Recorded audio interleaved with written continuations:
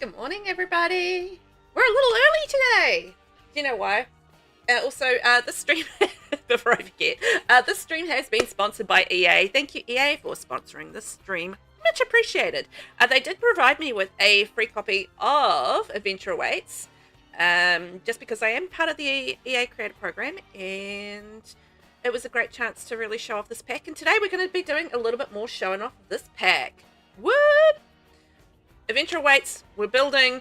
It's going to be fun. Welcome in. Haha. Havoc. Oh, hi. How are you this morning? Are you good? Are you ready for some cool building? I'm ready for some cool building. I love some cool building, so I'm just there for it. Just sit me down and let me build all day, and I'm a happy little chappy. Alexis, welcome in. How are you this morning? Up and about early today. Well, I guess not that early. It's almost 9 o'clock. 9 a.m. in the morning on a Tuesday morning. Isn't that fantastic? Oh, you know what I forgot to do? I forgot to update my Better Build Buy. Oh, well. I'll just have to live without that. Whoopsie daisies. Havoc, the music video is currently sitting at 12 million views. It hit 100k on its premiere. Well, I know we're talking about Taylor Swift here. I has no doubts. Taylor Swift. Oh, she's doing well. It's good. That's good to hear. Vivi, welcome in. How are you, my lovely? How are you today? Are you doing good? Alexis, it's the rain that woke me up. Oh my gosh, is it raining for you as well? Yeah, it's been raining here. And the same thing happened to my hubby. He sort of like ended up waking up at like 3 a.m. when the rain started like pelting down. So yeah, good times to be had by all with the rain at the moment. And Nis was saying that she had some rain as well. So it's just like rain everywhere. In my eyes and in my hair. VV, hello everyone. How you doing? I'm doing good. It's a Tuesday morning. We're doing some building and an Adventure Awaits. I mean, happy days, right? Right. I hope it's going to be happy days. I don't know what I'm doing, but we're doing something. We're building something cabiny, and we're going to build like a cute little outdoor area probably. So that's what we're doing. We're building a cabiny type thing with an outdoor area. Jason, welcome in. How are you doing, my friend? How you doing? Ooh, yeah, it's pouring. It made you jump out of your sleep. Wow, must have been some rain pelting down. Hey. Oh my gosh. Ben, welcome in. How are you, my friend? How are you? How's life in the Ben zone? Tell me all about it. And did you have a chance to listen to She Had? I didn't have a chance to listen to She Had. I was very focused on Taylor Swift this week. It was all about Taylor Swift this week for me. So, you know, there was no She Had for me. It's all about Taylor. That's all we're worried about today is Taylor. Or this week. Haley, welcome in. Good morning. Yes, it's pouring here. Oh my gosh. Rain everywhere, hey? Yeah, it's actually not raining right this second here, but it has been raining and it was pouring and yeah, all of those things. So yeah, I'm just trying to decide on the placement of something. So just playing with the roof at the moment before I decide on the placement of a chimney. I want to place a chimney somewhere around here. I'm just working out where. Oh, that's why that was weird. Okay. Oh, Vivi, we have a redeem for a kitty treat. So basically what that means is that Savio and Katie, my cats, they will get themselves a lovely treat at some point during the day. And they are sponsored, that treat will be sponsored by the lovely Vivi. So thank you, Vivi, for sponsoring a little kitty treat for my lovely kitty cats. They will love it. So thank you. Appreciate that. They will crunch it and they will munch it and they'll be like, purr. As they do. Oh, they love themselves a kitty treat, right? We loved it. Ben, the Ben zone. Yes, I did. You were right. I really like them. Ah, excellent. I like being right. Not going to deny it. But I'm glad that you like them. It's a little bit of Kiwi in your life, right? A little bit of Kiwiana. A little bit of New Zealand music scene right there. So I love that for you. Good. I'm glad you enjoyed it. Okay, I can't stop listening to that song. The Fate of Ophelia. Ophelia. Yes, it is awesome. I get, because I've been listening to so much of the album, I get like these random songs just popping in my head at like random times. So I'll have like, you know, Fate of Ophelia, and then I'll have you know, other things, because I can't remember names of songs right now. But yes, I do have other things popping in my head, and it's just like all of the time, all of the Taylor. Nothing wrong with that. Lexus is on and off. It's pouring again. Doesn't really stop. I know, it's been such a wet spring as well, and that's the thing. It's like just been such a wet spring here. Just like raining all of the time, and it's just like, what is up with the weather and all of the rain all of the time? But you know what you're going to do about it. I don't know what you're going to do about it, but I know that I'm not going to be doing anything about it. Vivi, I have taken everyone's thoughts on the album, and I can see some of it, but not everyone's thoughts on the same songs. On the songs, yeah, it's I think everyone has different opinions on them and that sort of thing, don't they? But my opinion was I love the album through and through. Oh, we've had a redeem. No glasses. Okay, so I'm going to be going. Oh, right on 9 a.m. too. Good timing, Lexus. So we are going to go no glasses for 5 minutes. Yay. Haley, you haven't listened to She Had in years? Well, how this kind of started is that a while ago I'd been talking to Ben about a concert that I went to in Aotea Square, and Aotea Centre? Aotea? I can never say the word right. My pronunciation is terrible, but Aotea Square Centre? You know the place in the middle of Auckland. And yeah, we were talking about how I went to a concert there one time, and it was She Had. You know how it wasn't that I didn't specifically go to that concert, but it was like a concert I think right before it where the car park underneath kind of went bunged out, and yeah, it was a wild time. But the concert I went to was like during New Zealand Music Month, and it was a lot of fun. And we were just like kind of jumping around in the middle of Aotea Square and having a good old time. So it was like lots of fun. Lots of fun. Absolutely. Do you remember when I asked, I'm trying to read this without my glasses, when I asked you about that Kiwi band called the Beths? Oh, no, I don't. Tell me more about that though. Jason, it's wet, cold, and dark, but at least I managed to get the video live. Ah, Jason's got a new video live, new build out. Yay. I can go watch that. And a fantastic build tour. Have it. This album did the same thing that TTP did. It proved that no matter what... Sorry, I'm trying to read things. What Taylor does, it's not good enough. This album is pure perfection. It's Taylor's first love album, and she's completely happy. Ah, yes. I know. People will be people, right? And now I want a chicken biscuit. Did you get an ad for a chicken biscuit? Aotea Square. Oh, I can't do names when I'm streaming. I don't know what is wrong with me. I just can't. Can't do it, guys. Try and get me to remember my kids' names, and I'll be lucky to get there. Well, maybe that's a bit extreme, but yes. It does sound fun, Hayley. Ben, I've heard a few songs by the Beths. They seem cool. Ooh. Okay. I haven't listened to them.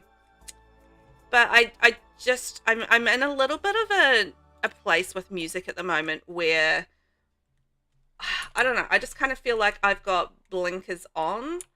You know what I mean? Like, it's just, I'm just listening to certain things at the moment, and I'm not really being exploratory with what I'm listening to. And sometimes you kind of get like that with music, where you just kind of want to listen to the trusted comfort zone people, you know? That's where I kind of feel like I'm at with music, listening to music at the moment. So trying to riff without my glasses on is going to be fantastic. But I'll give it a go.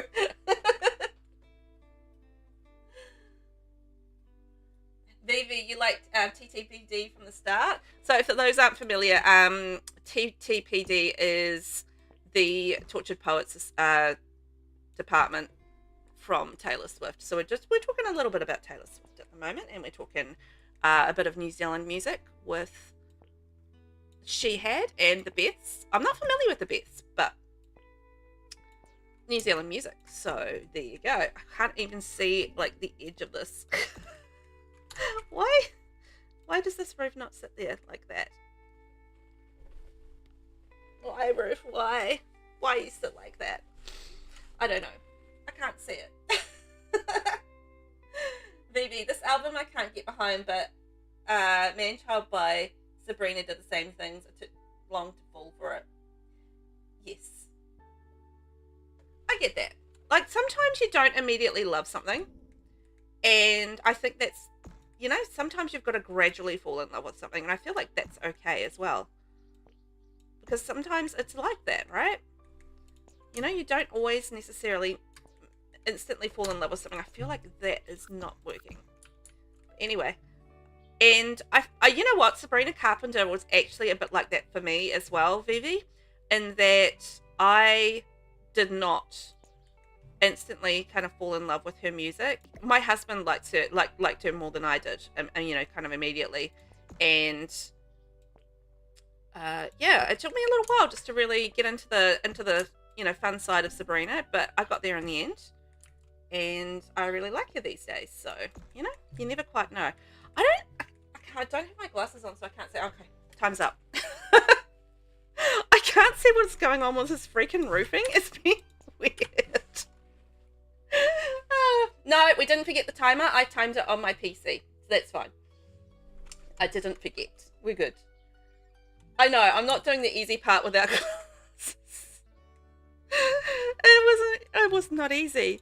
But for some reason this is not sitting right on the grid. Like, normally the roofing should sit on there, and it's not sitting on there, so yeah.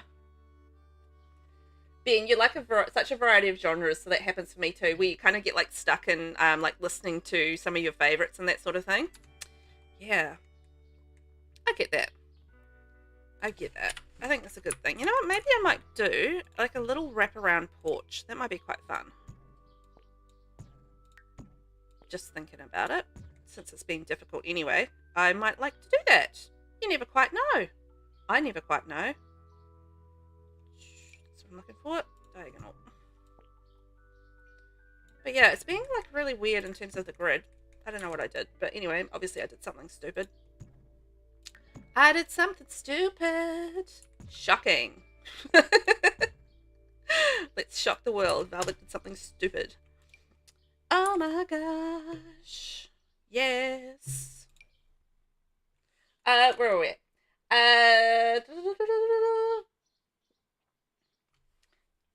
Hey, but you don't really like Sabrina's new album vibe. I liked her first album though. Yeah. I quite like her. I quite like her current album as well. But I get you. Not everything is going to be a winner, right? You're not always going to love everything about every artist's work. Like, I quite like, what's her name? What is her name? Seriously, me with names. Selena Gomez. Like, I really like Selena Gomez, but you know, her latest album, don't like it at all. It's just not my vibe at all, and that's fine. You know, you're not always going to get those right vibes with every single album. So you know, it is what it is. It is what it is.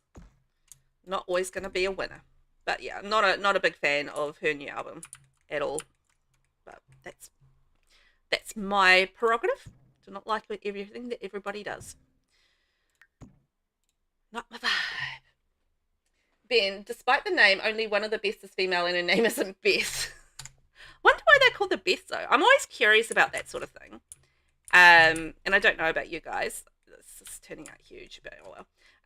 But yeah, I get really curious about, you know, the names that bands come up with and the why, because sometimes it's just like, it's not obvious, and then that makes it interesting to me, because I'm like, this isn't obvious, now I'm intrigued. But I guess sometimes that's the point though, isn't it? It's like, you know, there's intrigue factors, like, well, this isn't obvious, but now I'm intrigued. And they're like, yes, you're falling for exactly what we want you to fall for. So excellent. You are a patsy. You're doing exactly what we wanted you to. It started at 9. Yes, it did start at 9 and I went to 9:05. You're 100% correct, Lexus. You were paying attention. I couldn't see anything, but you were paying attention. Havoc, that's the awesome thing about music and artists who do different types of music. You don't have to like every album they make. No, you don't. And I don't think, I don't think there's ever going to be an instance where you're going to absolutely love everything that any artist does. Or maybe that's not true, but for me, that's been the truth. Where I haven't always loved everything that every single, an artist has done, but doesn't mean that I won't like something that they've done in the future. Da-da-da. Where's my music gone? Where's my build music? You're letting me down here, Sims. You haven't given me my build music.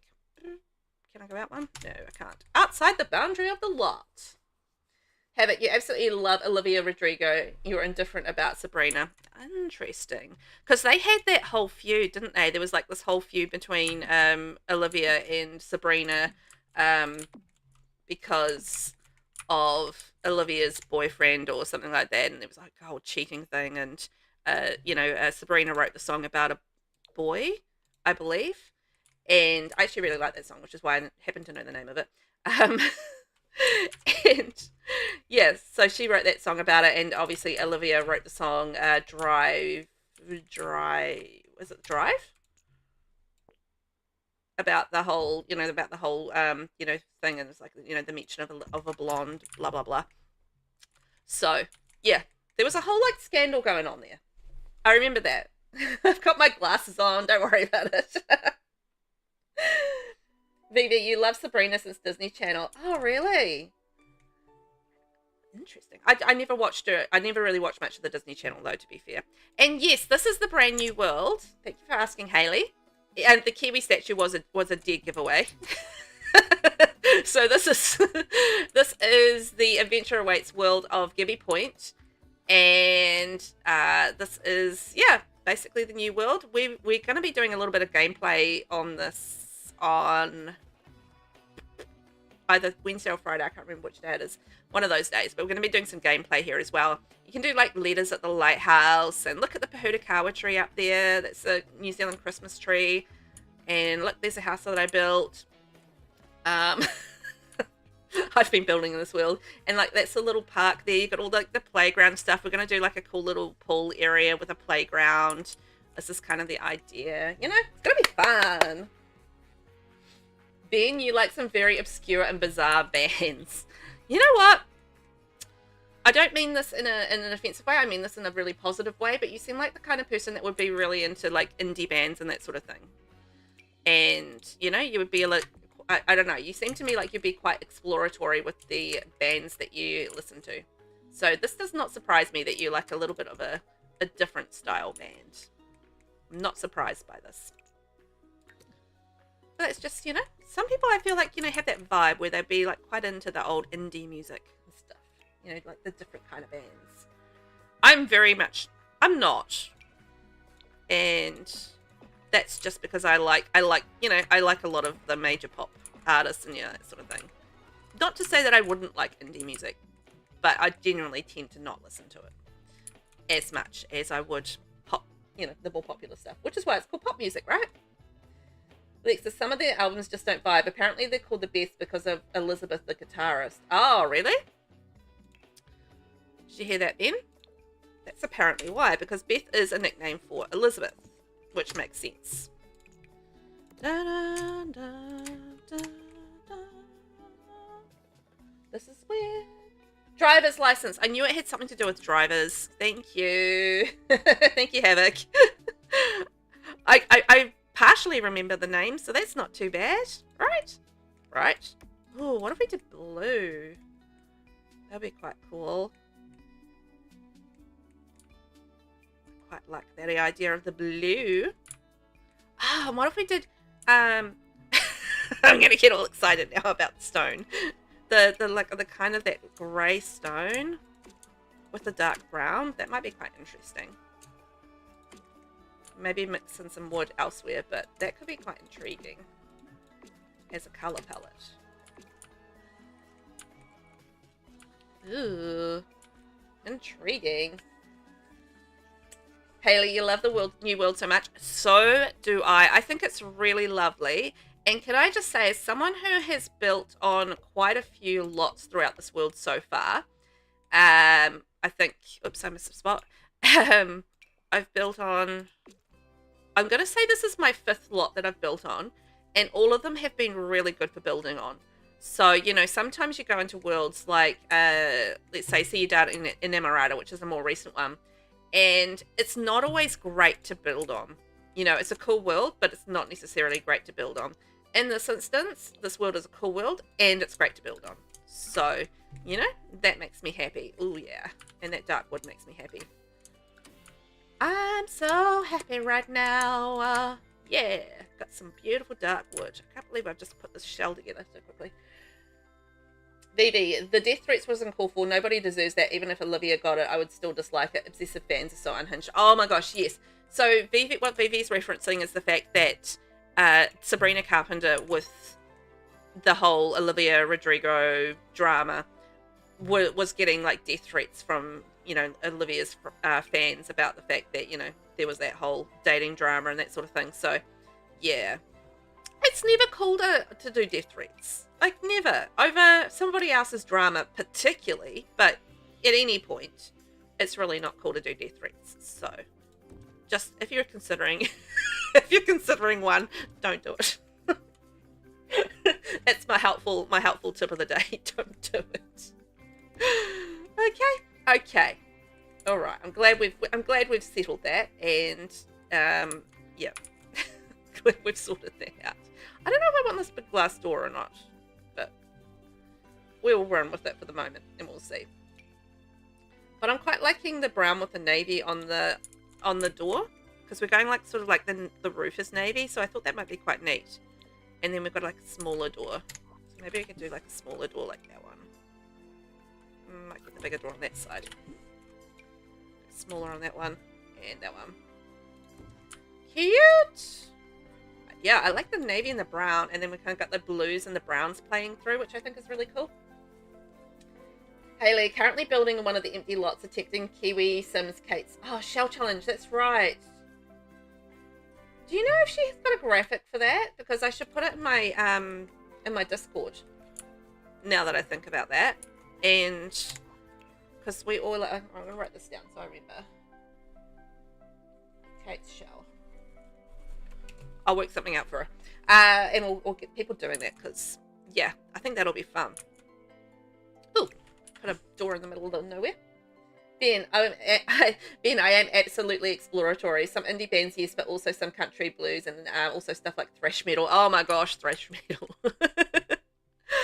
You know what? Yeah, the fact, you know, having a wide range and taste in different things is a good thing. Because, you know, it means you get a whole lot of different experiences, which I think is cool. It's not that I kind of stick to one genre of music. It's just in the place I am at this moment in time. I'm just really enjoying being very much in a comfort place when it comes to music. Like, you know, just listening to a few select artists and just like in a comfort zone. And that's just where the space that I'm in at the moment as a music listener or two. But yeah, but that's not always the case. I mean, I don't mind listening to different things. Oh, that's how you use that. I've been wondering how you use this window. That's how you use it on a higher space like that. Okay. I see what you did there, Sims. I see what you did there. That's quite cool. But there are some music genres that I'm not a big fan of, and I wouldn't listen to regardless. Thrash metal, I will admit, is one of the genres that I probably wouldn't adhere to. Would you say thrash metal would have like a large component of like the singer sort of screaming a lot? Is that kind of what you would consider thrash metal, or is that just like something else? Just out of curiosity. Because yeah, the sort of the music where it's like get quite screamy is not really my thing. I admit it's not my thing. Ooh, it's quite intriguing windows.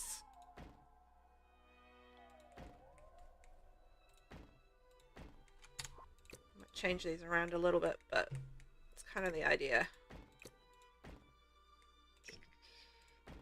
No, there's not like a really good medium-sized window in the navy sort of swatch that I want, but that's fine. I missed the roof? I got it, didn't I? Yes, I think I got it. I think I'm okay. I think I found it. Hey! Why does this have a blue star? What? Why did that have a blue star? That was weird.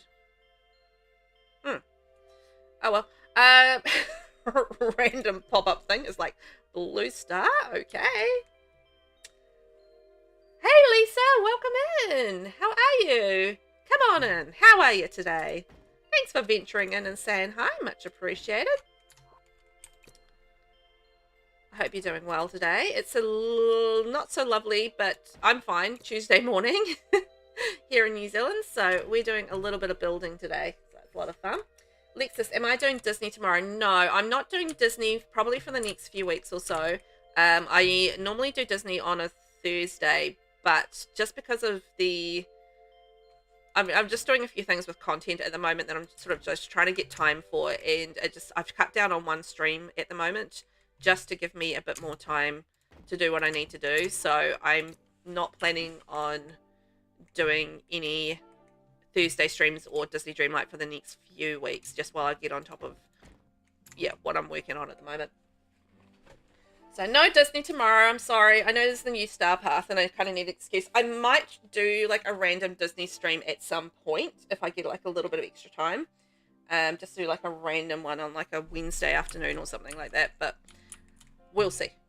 But at this point, it's not a planned stream. It's a maybe if I get time stream. That window looks like a church window. I love it. Yeah, that's what I was thinking. It looks quite churchy, or like a, you know, like a renovated church or something like that, which I think is really cool. I do like that. I like it a lot. Haley, I forgot how to use the favorite feature in VelvettB. I see you have something starred there. Do you know how to do it? Well, snap. Oh, is that what it is? Did I accidentally favorite it? Oh, because I never use that feature. I don't bother with it. But yes, there is a way to favorite items with VelvettBuild by, but I zero idea how to use it because I've never used it before. I'll level with you guys. I haven't used that feature and I don't know how to use it, which is fine. It's just because I don't use it, I didn't learn how to do anything with it. So just because I don't necessarily always use the same items, and I've got a pretty good, despite the fact my memory is shocking, I've got a pretty good memory for where things are in the VelvettBuild buy menu, so I don't, or VelvettBuild buy, just the build buy menu, Velvet. But yeah, I sort of haven't really ventured into using that as a feature. I know it exists, but yep, haven't used it. Have I gotten my path? Lexus, I haven't even been in the game in probably a week or so, so I haven't even started it yet. So no, not yet. I just haven't had time. One of those, like a classic Velvet line. I just haven't had time. It's a sad but true fact. Just because the last week for me as a content creator was a super busy week, because when we have a new pack release, what happens is that, you know, I can't make content in advance. So it means that I have to make everything, you know, kind of in that moment on that day and try and get it, like, you know, made, edited, and then put out, you know, for whatever day that week it's scheduled. And it just means like a lot of last minute work, and it's quite, you know, a challenge as far as, you know, time goes for me, because, you know, I'm also balancing the kids, and it was also school holidays last week, just to add to that mix. So in terms of like, yeah, getting stuff out and getting stuff done last week, it was stressful and it was a lot of work. So in terms of just having spare time to do things last week, it was not happening at all. I wish it had, but it wasn't happening. As you do. Halloween stuff is coming out. Ooh, Halloween. There's so many like little Halloween stuff, like little collabs and bits and pieces starting to crop up around the place, which is fun. Hi, cutie. Welcome in. How are you, my darling? How are you today? How's life in cutie land? Are you cutie? Are you a cutie pie? How are you getting on? You know what? I never did make a chimney. I know earlier I was like banging on about doing a chimney, finding a chimney space, and then I got distracted. And I never made a chimney. I never made one. Where am I going to put a nice chimney, I wonder? A chimney, chimney, chimney, choo. Anyway, we're building like a little cabin-y thing. It's not looking too little at the moment. This is a 40 by 30 lot, Seabreeze Scenic. And yeah, it's not the smallest of lots. This is the one that Danielle Builds made, right? I love the way that she did that roof. But Danielle is like such a roofing like genius, so you know, not a shocking turn of events as it turns out. I'm wondering whether or not I do.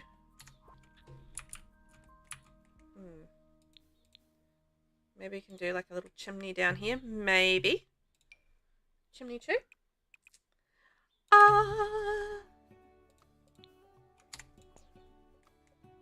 move that out of the way for a minute. Just find our chimney spot. The reason I want to put a chimney in is because we have a cool fireplace with this new pack, and I want to have a chimney. So I can have a cool fireplace. Alright.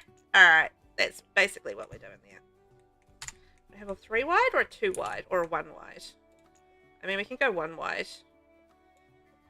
But then what's the center? Because these roofs are not centered. Maybe we can go there. I don't know. I'll make it work. Make it work. Yeah, I think we might have to go 2 wide.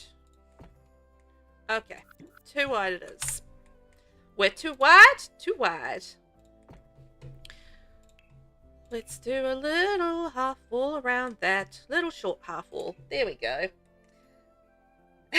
Ben, Velvet being melodious as usual.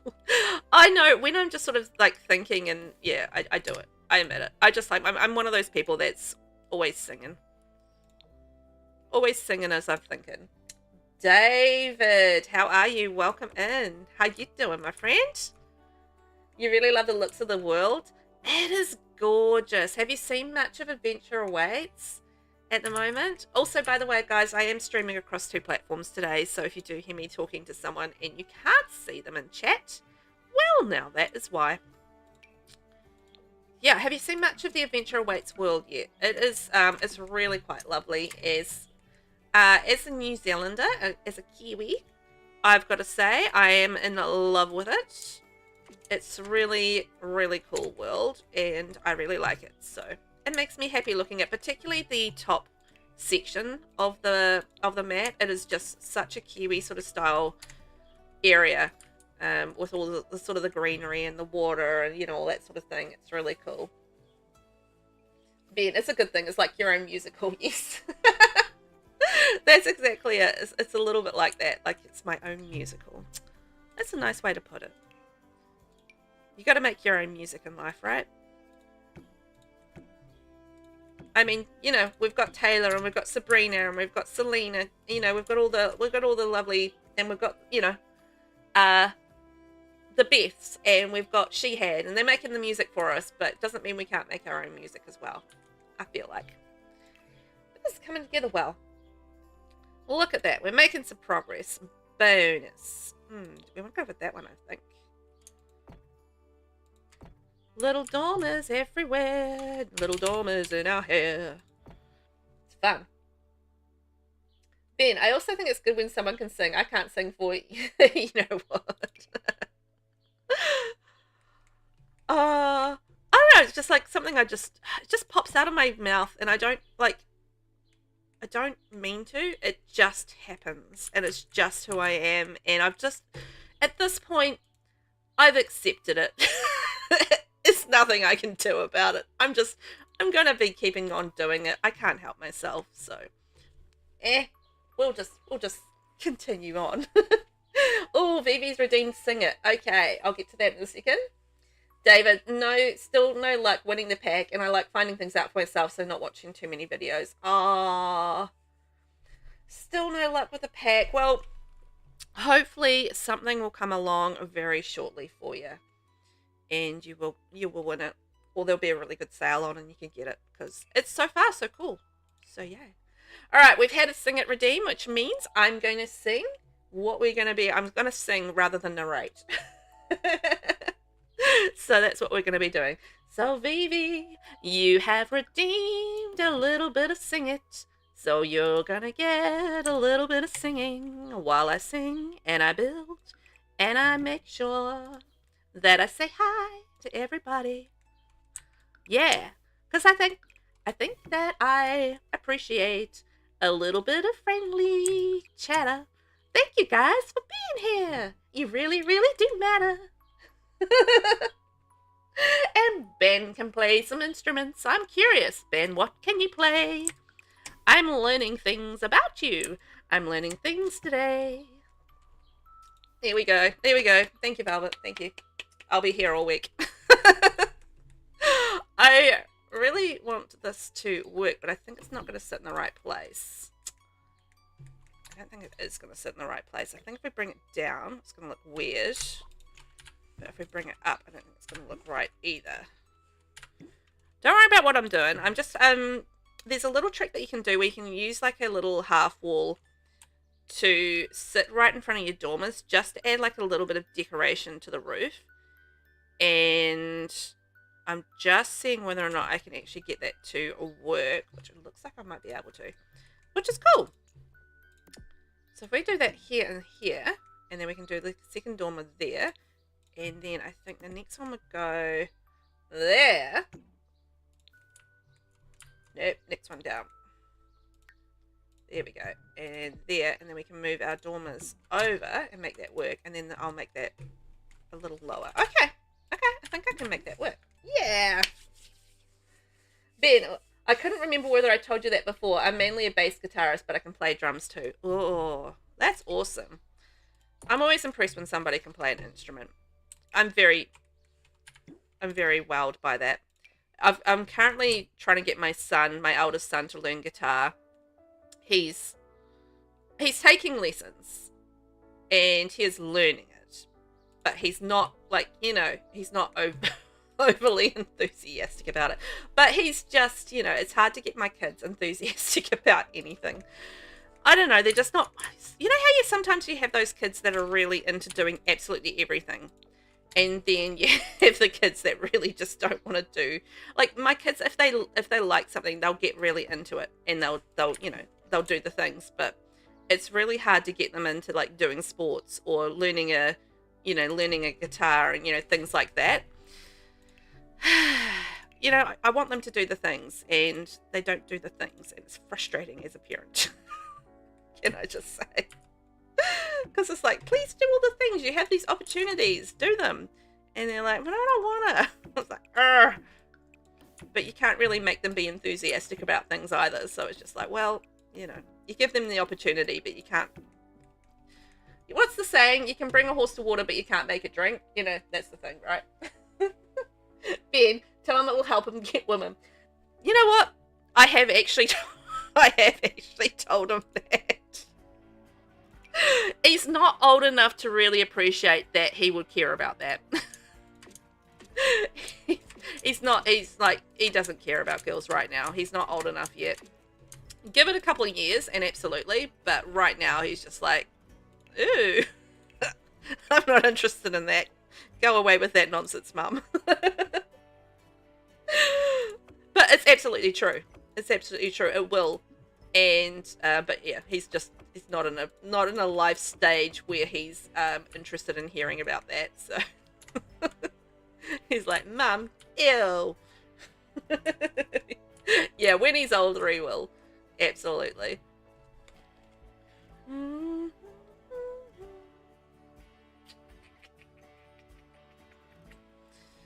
Okay.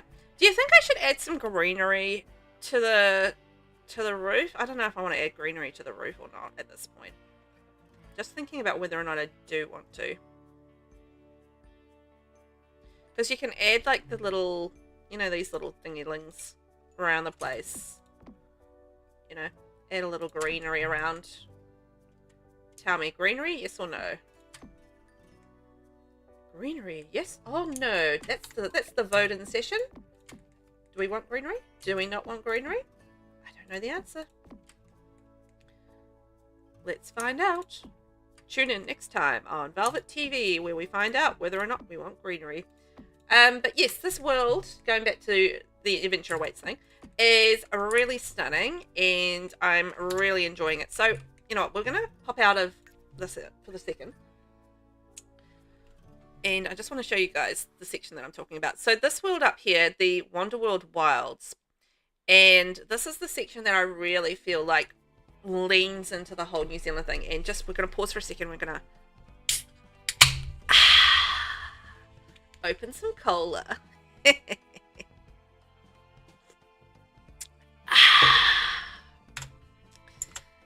Anyway, this is the, what am I doing? I'm trying to turn the grid off. I'm pushing all the wrong buttons. This is like the kind of the area in the world which I feel like is really quite New Zealandy. Like, you look at this river here, right?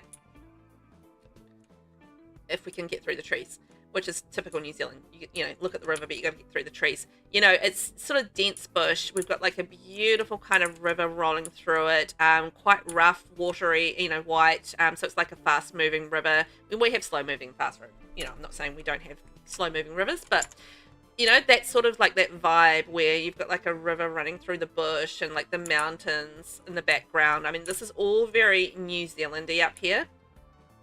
And just, yeah, it just, I look at this and I think, you know, this is just very home. Oh, this is a house that I built also, by the way. It's up on the gallery and it's really gorgeous and pretty, and I'm very proud of this build. It's a cute little coastal cabin. Anyway, it's super pretty.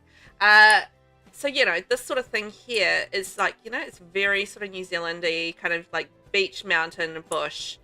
And that's New Zealand to me, beach, mountain, bush. So there you go. And, you know, the beautiful kind of river running through it, like rocky and like, you know, a little bit overgrown and right through the forest. And then that takes you through over to here, which is the rock pools. Not the rock pools, the hot pools and the geyser and stuff, which is extremely very Rotorua.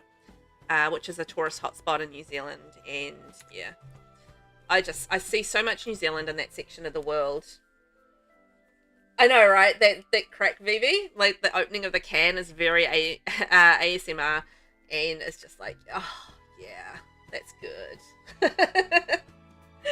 Thank you, Haley. I think it's a gorgeous little house. It's cute.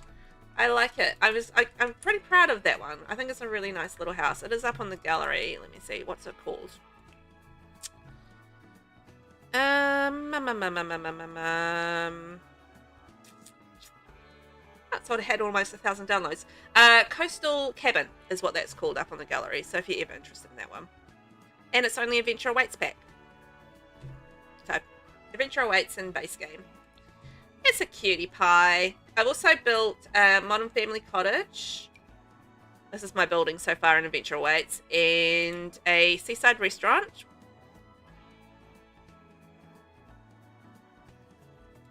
And coastal family home. So there you go. I just put that one up yesterday. I've been busy beavering away in the game, building, and having so much fun with it. So, yeah. Vivi, now you can build all the New Zealand houses till your cute heart explodes. Right? I can. And it's so cool. I'm going to have so much fun with that. I really, really will. I like it. Now, I do want to have a look at the debug fences at the moment. Have you guys seen much of the debug from Adventure Awaits? It's not working properly in my game at the moment because I haven't updated Better Build By. So it's kind of sitting not in the proper debug menu right now. So I kind of have to dig through it. But yeah, some of the debug is really cool. Oh, hey, look, there's a cave. I really like it. Like these little planters that we get, like in the barrels. These are really cool. And these little tin barrels, I love them. I've been using them all over the place. It's such like a little beachy kind of thing. They're so cute. And I love the cabbage tree that we got. Thank you very much. I also love there's a palm ferny thing that we got. There's a reason I'm in here. I was doing landscaping. And I wanted to look at fences. Where is it? This one here. So this little ferny thing, you know, you see a lot of these kind of around the sort of top of the North Island and stuff, particularly because it's a little bit more tropical in terms of the weather. It's warmer weather up that way. And, you know, sort of like Auckland up. And I guess kind of like around about the East Coast. I don't know. North Island gets a little bit more tropical than the South Island. The South Island is a lot less tropical-ish. But yeah, I love these trees. I think they're fantastic. Man, you build so fast. That's awesome. Kind of. Sometimes. I don't really build that fast on stream. But outside of stream, I do build at a fairly rapid pace. If I'm in that mood, you know, sometimes you get, you know, sometimes when you're building, you hit those moods where you really just, like, you just fluff around. And you can't make a decision to save yourself. You know, sometimes it gets a bit like that as well. But, yeah. I don't know. It's easier to edit. It's easier to edit videos if I'm fast. That's the only reason why I speed. Why I build fast is because it's easier then to have a shorter video. Yeah, those trees are everywhere. Yeah, they are. You know, you sort of go for a bushwalk around Auckland or whatever. You know, if you go up it, what's the little national park that's up in Torbay? I can never remember I always forget the name of it, but I used to like live up in Torbay, and there's like this national park area, and it has like these lovely walks around it and this beautiful long beach, and it's such a gorgeous area of Auckland. Like, you know, you're out of a lot of the hustle and bustle up there, and it's really nice. Yeah, anyway, we used to go to that park all the time because it's like 5 minutes from our house. And my eldest son particularly, because, you know, he had a few years on my youngest, he just spent all of his time there. Like, as a toddler, he was one of those kids that would just not stay still. And he just had to run around and, you know, have fun and get out of the house. So I would basically be down at that park every single day, everywhere. And it was just, it was great. You're not familiar with the North Shore at all? Let me Google it. Let me Googles. Google machines. Torbay Park.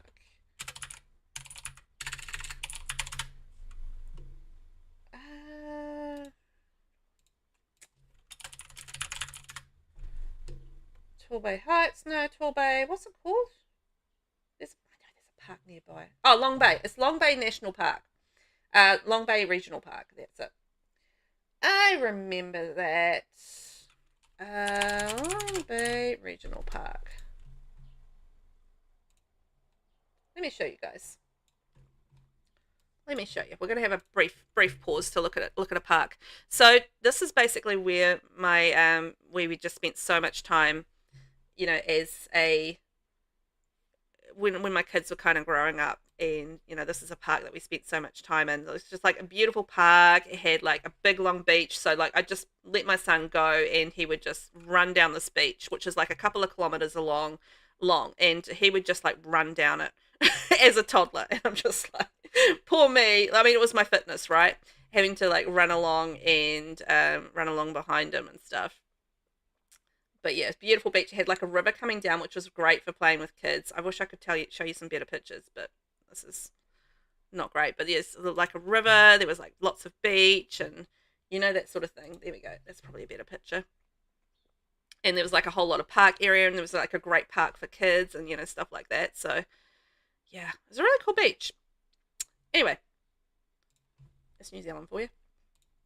Full of beaches, all that sort of thing. Ben, I know you said playing instruments is cool, but your husband used to do something that's cooler. Yes. You know what? He's actually still, well, he's going to be wrestling next year. So yeah, he's been asked to do a show locally from yeah, with the company that he used to wrestle for. So he's actually going to be wrestling next year. So I guess technically he's still kind of active with the old wrestling. At this stage, anyway, that's what's happening. So there you go. There you go. Still doing a bit of wrestling. Yeah. Haley, you had no idea. Definitely been to the beach. Went there on school field trips. Oh, there you go. See, I knew that, you know, that's a pretty popular beach, that one. I feel like, you know, you would, yeah, if you live in Auckland long enough, I feel like you kind of venture there at some point, but you don't really, you know, necessarily click it together in your mind that that's what it is. But yes, it's a fantastic beach, and it's just such a good like trip for schools, and you know, like, you know, entertaining kids and, you know, all that sort of thing. So yeah, good place to go, that one. I don't know what I want to do for fencing, because there's this like really cool fencing here. Let me find it. This one here. But I don't feel like it goes with a house. Like, it really doesn't go with a house. So I'm not going to use that. There's this fencing here. But again, doesn't really go with the house. I'm thinking I might just do like a green fencing at this stage. Maybe like a... Yeah, I might just do a hedge fence or something. I feel like anything else is going to look not quite right. Ben, you didn't know that? That's excellent. I'm sure he'd love a match with Savio Vega. Oh yeah, he would love that. He would love that. His actual favorite wrestler is Billy Gunn. So that's his actual favorite wrestler. And one time one of his mates was over in the US, and they were doing I don't know, can't remember what they were doing. They were doing something with WWE. I think one of the brands of WWE. Anyway, for whatever reason, I think Billy might have been doing training, or they met him at a show. I don't know. But anyhow, they got Billy Gunn to cut a promo on My Hubby and recorded it for him and stuff. And so, like, he has this video of Billy Gunn cutting a promo on his wrestling character, and it was really cool. So, yes, but he would absolutely love to meet Savio Vega. That would be high on the to-do list, I reckon. Haley, no, those fences are too run down for that flash house. Yeah, that's what I was thinking. Like, I've gone a little bit too upmarkety, modernish with this. So I feel like, yeah, going rundown fences would be the wrong way to go. But maybe these like bushes would do the trick. It might be when I do the landscaping. I should probably do the landscaping first, but apparently I'm doing the fences first. That'll change, but you know, for now we'll just throw in some lovely bushes for fences, and that'll be good. Ben, Billy Gunn is still active too. He could have a match with him too. Yeah, he is. So no reason why he couldn't. No reason at all. I think the green is definitely the way to go. It's amazing how some of those older guys, you know, are still active and, you know, still doing their thing. So I was kind of thinking of doing like a round pool. Kind of just had a thought about a round pool. I was just thinking about round pools, so I was thinking of doing that.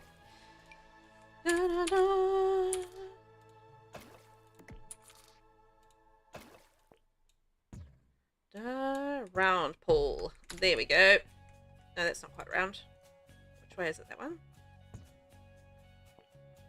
So the round pools are really quite small, but you can't really get them perfectly round when you go larger, I don't think.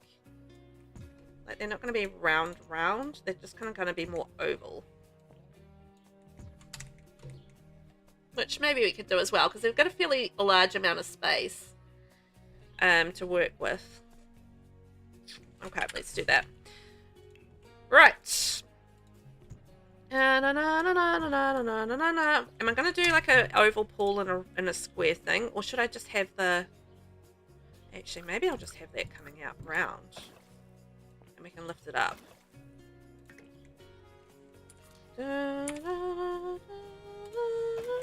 So I was kind of thinking of like stacking rocks around the outside and doing like a little, you know, circle of rocks around it. what I was thinking about. There's a picture that I saw that I have on Pinterest, if I can find it. Oops, that's the wrong thing. Pinterest. Let me bring it up. That I thought was really cool. I'm always on Pinterest, by the way, just looking for things all of the time. Just if I have like spare moments and I'm thinking about building, I'm on Pinterest essentially. That's just me. Let's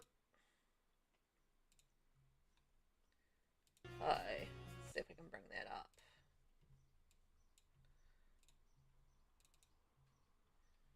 So this kind of thing here is I sort of saw that picture. It's not obviously what we're building in terms of the house, but then I saw this like round pool with like the rock all around it, and I was wondering, oh man, could I do something like that? Like do like a little raised garden around there with some rocks. So that's what I was just like, I saw that the other day and I was like, maybe that could work for this house. That could maybe work. Laura, welcome in. How are you? Nice to see ya. Nice to see ya. I hope you're doing well today. Ben, tell him that I've seen the New Age Outlaws live. He'll probably be jealous. He probably would be as well. Oh, the New Age Outlaws. That's his favourite tag team. Shocking, I know. Sure you would be shocked by that, considering that Billy Gunn is his favourite wrestler. Oh, that's fountains. Whoops. There we go. Nis, how are you? Welcome in. I think with the bigger pieces you can. Oh, yeah. Yeah, right? Oh, yeah, true, Hayley. Like, you can create the... I'm with you. I'm with you. Yeah, true. I just, like, you can have, like, the size here, and we can go like this, and like that, and then we go like this, and we go like that, and we go like this, and we go like that. Sounds like a 90s song. Oh, actually, let's do that. There we go, boom. Thank you, Hayley. I didn't even think about that. My brain. Anyway, Ness, hi, welcome in. Welcome in. That looks so good. Yeah, I like it as well. With a dark brown, it looks quite cool. I'm good, thank you, Laura. How are you doing? How's life treating you today? And is it treating you good? I hope. Oh yeah, the example I showed you was pretty cool, right? I don't know whether or not I'll be able to replicate it, but we'll give it a go, hey? We'll give it a go, hey? That's my response to that. We'll give it a go, hey? So I don't know if we can get this terrain manipulated the way that I want, but we'll give it a go. So if you guys are ever trying to do a bit of terrain manipulation, one of my favorite features is the flatten to height feature. So this is this one here. And basically you just want to use the control in the closed the square bracket keys just to lift it up, and you can kind of match it to the thing that you're building around, and then you just want to select the right sort of brush for whatever you're doing, and that'll lift it up so that it kind of sits, you know, a close approximation to the height of the thing that you're building around. And it's a really useful tool for just trying to get it to the height that you want. You know, terrain manipulation is never an easy thing in The Sims 4. You know, it's not an easy, delightful thing to use, but it's good. You know, this is that particular option in the terrain manipulation is quite useful for creating that sort of thing. And, you know, matching the height to what you're trying to do. So there you go. Ben, you saw them on a UK tour when they did a brief comeback in about 2013, 2014. Interesting. Okay, so they would have been touring. They would have been touring with someone random. That wouldn't have been WWE though, right? That they would have been touring with, I imagine. Because I know, like, a lot of those guys would, like, tour with AEW or, like, you know, other sort of random indie sort of, you know, more indie promotions and that sort of thing. I saw Sting with a like WWA or something like that, like a really random promotion, like Sting and Bret Hart and you know, a whole lot of other sort of wrestlers and stuff at the time, through like a random kind of indie promotion where they're not kind of, you know, working with the WWE as such. So I reckon you can do something like that. And we can like lightly smooth it, so we adjust softness there, so it's like a little softer. Around the place. Ooh, soft. Soft as a kitten. Meow. Laura, you're enjoying the new pack so much. Ooh, now what is your favorite thing about the new pack, by the way? Just out of curiosity, what is your favorite thing? And yeah, what do you love about it so much? I haven't had as much time as I'd like to do gameplay with it, but I have been really enjoying what I've done so far with it. Anyhow, it's quite good.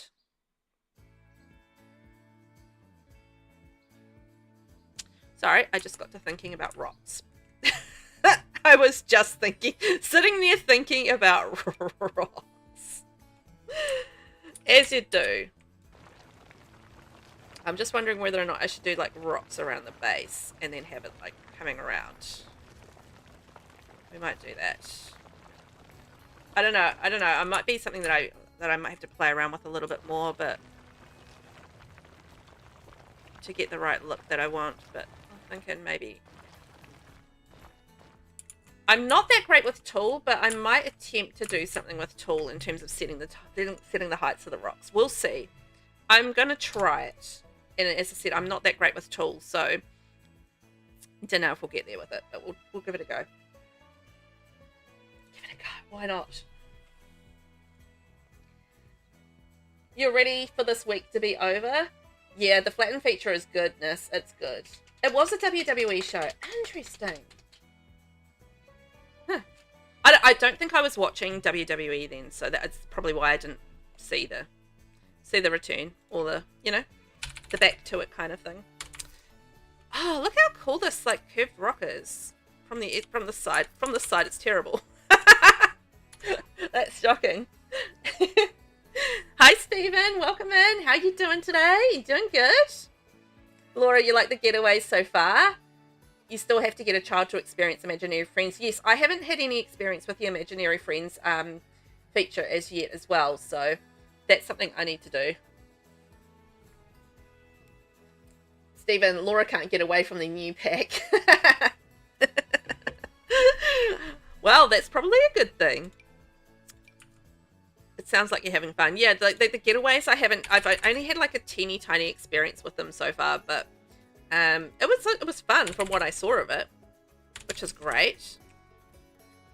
So if I do that, see, the thing is with tool is that I'm really bad at adjusting heights. So yeah, I don't know. Elevation, I don't know, but we'll give it a go. Okay, all right. So you can kind of go down -1. No. -5. No.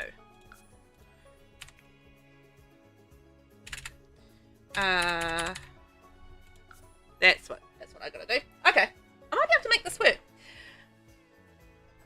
Ben, oh, you went to the WWE shows. They were in like 2002-ish. Yes, that's right. So they had Sting, Lex Luger, Disco Inferno, Brian Christopher, etc. Yeah, we didn't get all of those guys, but we did get some of them here. And they did like a little pay-per-view here. So, 27? No. So yeah, it was, oh gosh, I don't know what I've done now. This is the problem I have with tool, is I do things and then I don't know how to fix them. Yeah, we did get to see that little pay-per-view, and yeah, I got to see some cool wrestlers basically, which was fun. I can't remember what I did. Was it 1.25? Okay. Options, undo. Elevate 1.1. No, minus. That might work. Okay. can work with that. I reckon I could work with that. What did I just do? Oh shoot, 1.10. This is half the problem is my memory. I know I can group them, but I'm just trying to figure it out. Darn it. Delete group. No. Oh god. That's why I don't do tool on stream. Nasina, is there a way to resize some debug items? I know certain rocks and things in debug can't be resized with tool. I'm not sure if that's just me. I know you can resize items in general, but I don't know if there's some specific things that you can't resize. Or there's like a certain point where you can't that you can't make them any smaller. But I haven't actually honestly played around with enough in tool to really know what's what with that. I'm a novice when it comes to tool, as you can probably tell already. So I do my best with it. I'm just getting into sort of like resizing and stuff when it comes to tool, and I'm just still very much learning the process of how to use tool and that sort of thing. I've always been a builder that hasn't really used tool. The only thing I've used in terms of cheats is, you know, move objects. And it's only just sort of recently I've really started to try and use tool a little bit more with some of my builds. So I'm trying to get better at it. I understand the basics, but there's like a lot I don't understand. So, you know, I ain't no Kate Emerald when it comes to tool. Kate Emerald, you like watch her do things and it's just like, oh my gosh, so amazing. Epic. Anyway, Laura, this is a pool, so I'm trying to do like some rocks around it and like some garden around it as well. Is kind of the idea of what I'm trying to do. I don't know whether or not I'm actually going to pull this off because I don't know if I have the skills with tool to get these rocks to do what I want. But yeah, it is a pool. It's an actual pool. Proper pool. So I've lifted it up and I've done a little bit of terrain manipulation around it. So we'll see how it goes. This is what building's for, like trying out new things and trying to get new skills. But you know, you sort of see what I'm going for, like a ring of rock around it, and then like, you know, I'm going to try and drop it down in height and see what kind of happens there. But yes, please do not take my skills with tool as a how to do things tutorial, because my skills with tool are not very good.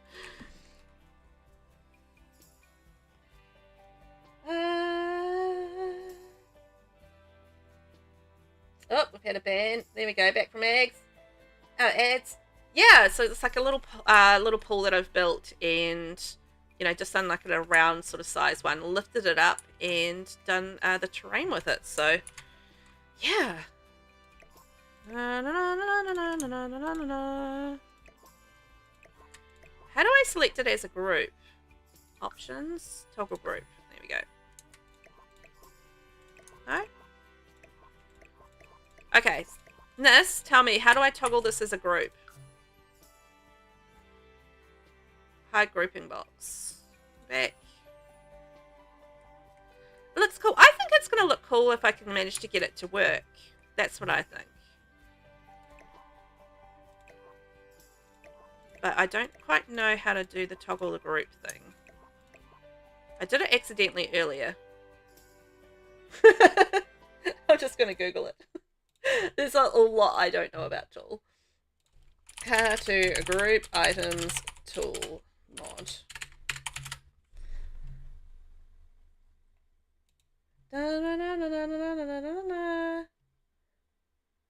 Holding the Alt key, okay. Aha! I think that might be the way to do it.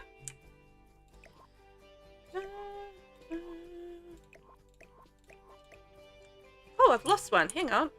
I've lost a rock. Ah, there it is. I found it again. Stephen, you were pondering if it was a pool or a pond, but I'm glad that it is a pond. Well, it's actually a pool. But yes. Oh. What are you doing? What are you doing, Rock? Oh no, I've gotten stuck.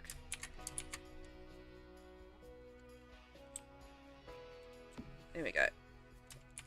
Gotcha. Okay. So, oh, there's that missing rock that I had before. That was my missing rock. I found it. So anyway, to group, it is holding down Alt. So I have learned something new today,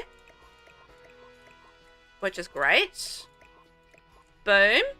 And then we're going to elevate, and we're going to go minus 1.10, which is the height that I worked out.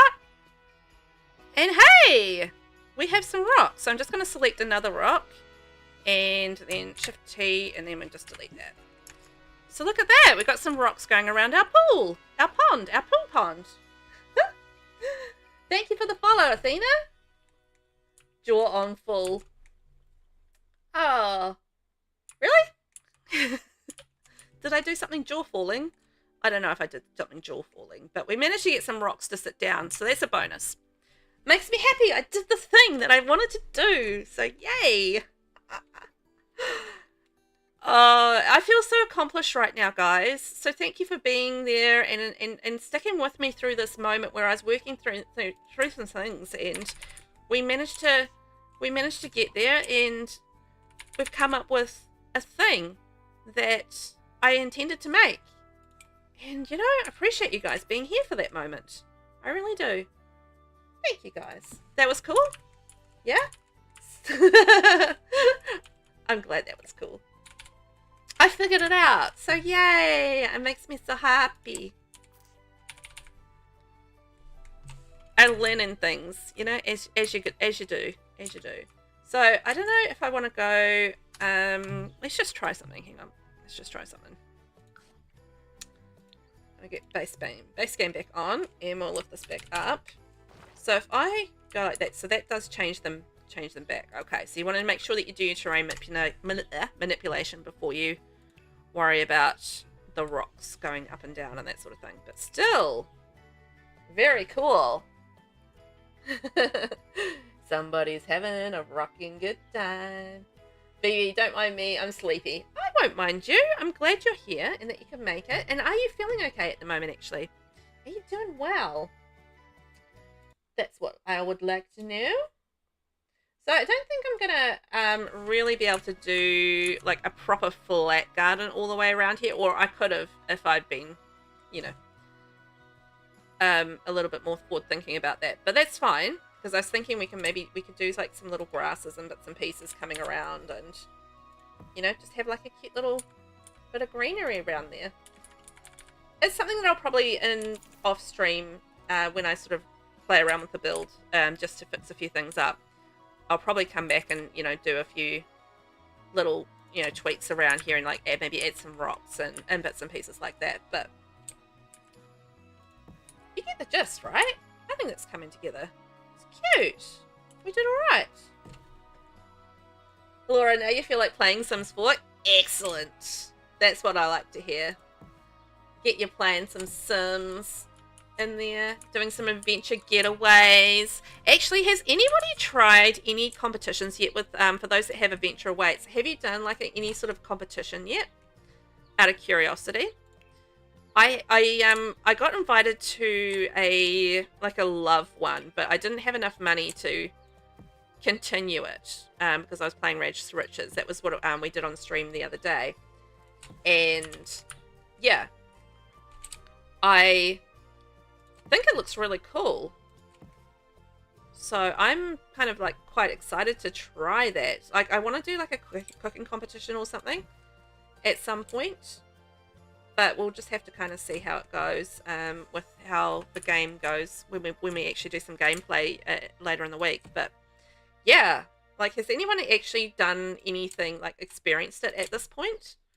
Just kind of curious to know. And what did you think of it? Did you enjoy it? Was it, you know, a lot of fun?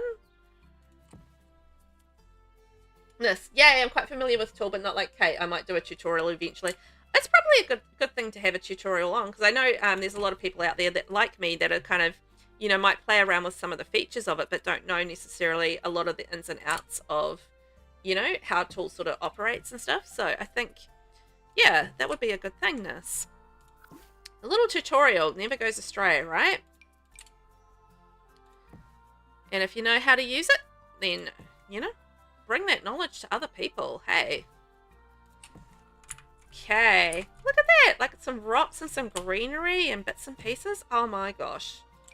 Like a rocky pool. Isn't that cool? I'm not going to put a diving board with this one. I've been putting diving boards with absolutely every pool since the pack came out, just because I can.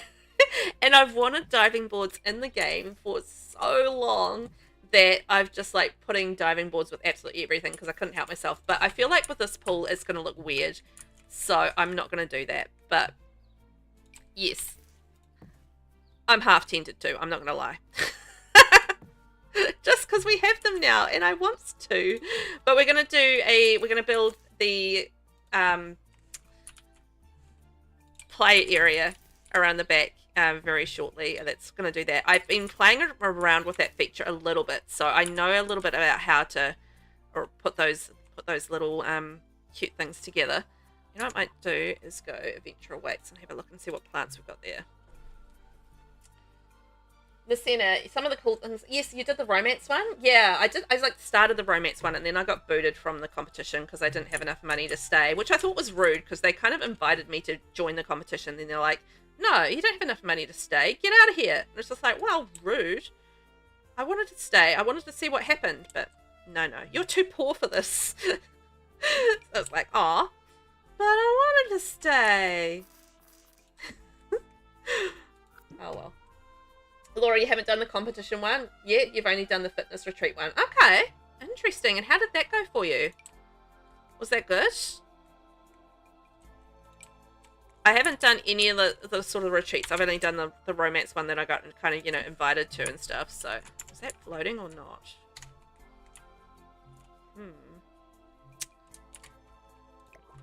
Elevate you down, and we'll go minus 0.25.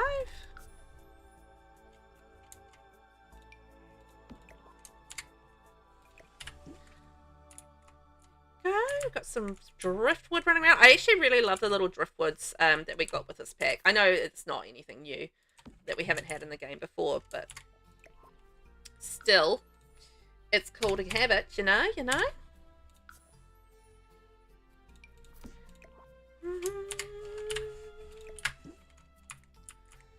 Cute little driftwoods and stuff around the place. What else we got? Let's see. Stephen, do the Sims wear swimsuits in the pool? That was almost like a tongue twister. And yes, they absolutely do. We even with this pack, we got swim caps, which we haven't had before. So I was actually quite delighted by that. So we can actually put on some actual proper swimming stuff, which is amazing. So I love me some actual proper swimming stuff. There we go. Very happy days. Plants, let's go.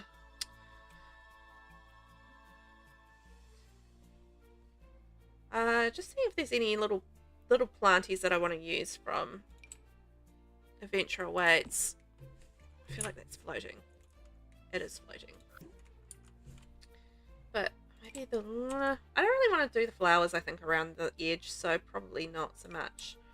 There's like a thicker grass, though. Is it thicker? Maybe not.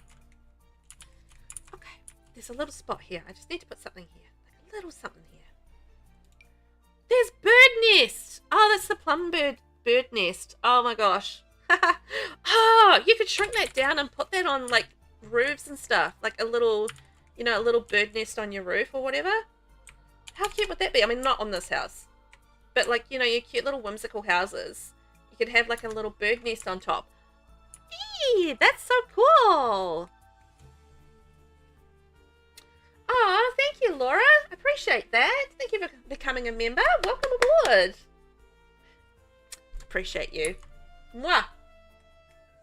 Lucina, you love the debug with this pack. Yeah, it's good. It's good. There's some really nice stuff in there. I've been playing around with it quite a lot. I did a seaside restaurant, and it ended up being like a lot of different or a lot of debug items that I ended up using just for decoration and stuff, just to give it like the vibe that I wanted, and it worked out quite the treat. Quite the treat. Laura, you need to do more with it, but I'm not sure if you noticed what I did. I just noticed, Laura, so thank you, and thank you. Welcome aboard. I appreciate you. Oh, that's so nice. I really love that you're there, and we do have a special chat in Discord as well. If you have Discord, you're welcome to be part of that group as well. So yeah, thank you for being here. For that. Have it. You can't ever get my debug to work. I can only get it to work with VelvettB, but with me no longer updating my game, I can't use that anymore. Oh, you're not updating your game anymore? And Laura, you don't know how gifting works. Otherwise, you give Stephen one. Oh, I don't know how it works on. Yeah, on YouTube either. How does it work on there? I don't know. Oh, neither of us know. There we go. It is what it is, right? Oh, that's so kind. Well, thank you for being part and being a member. I really, really appreciate it. That's really awesome of you to do. Truly is. Okay, well, we have a pool. Like we did like a little natural kind of style pool. You know what? Maybe we could do like a little platform area. And we can put like a barbecue on here and like a little sunken hot tub or something. And we can do like the little hot tub area like through here. And we can do some greenery around it. That might be quite cool. The center, if you're not using BBB, you have to redo it whenever you restart the game. Have it use MCC. No, since the EA deal went through, I'm keeping the game offline. Okay, fair enough. Such a unique type of pool. I think so. Something a little different. I could have gone like a little bit higher with it, maybe. So, yeah, maybe that's something to consider. But, you know, with this sort of thing, I mean, because it's round, you can't have like the little platforms coming off it like in a round sense. Like I would like to have like a round pool and then be able to put the round pool in a round platform. But you have to go like really large with the platform. Like if I'll show you guys, for example. So if you like did wanted to do a round pool and a round platform, you would have to go quite large, I think, for that to work. I would imagine. I don't even know if I've got space to do it.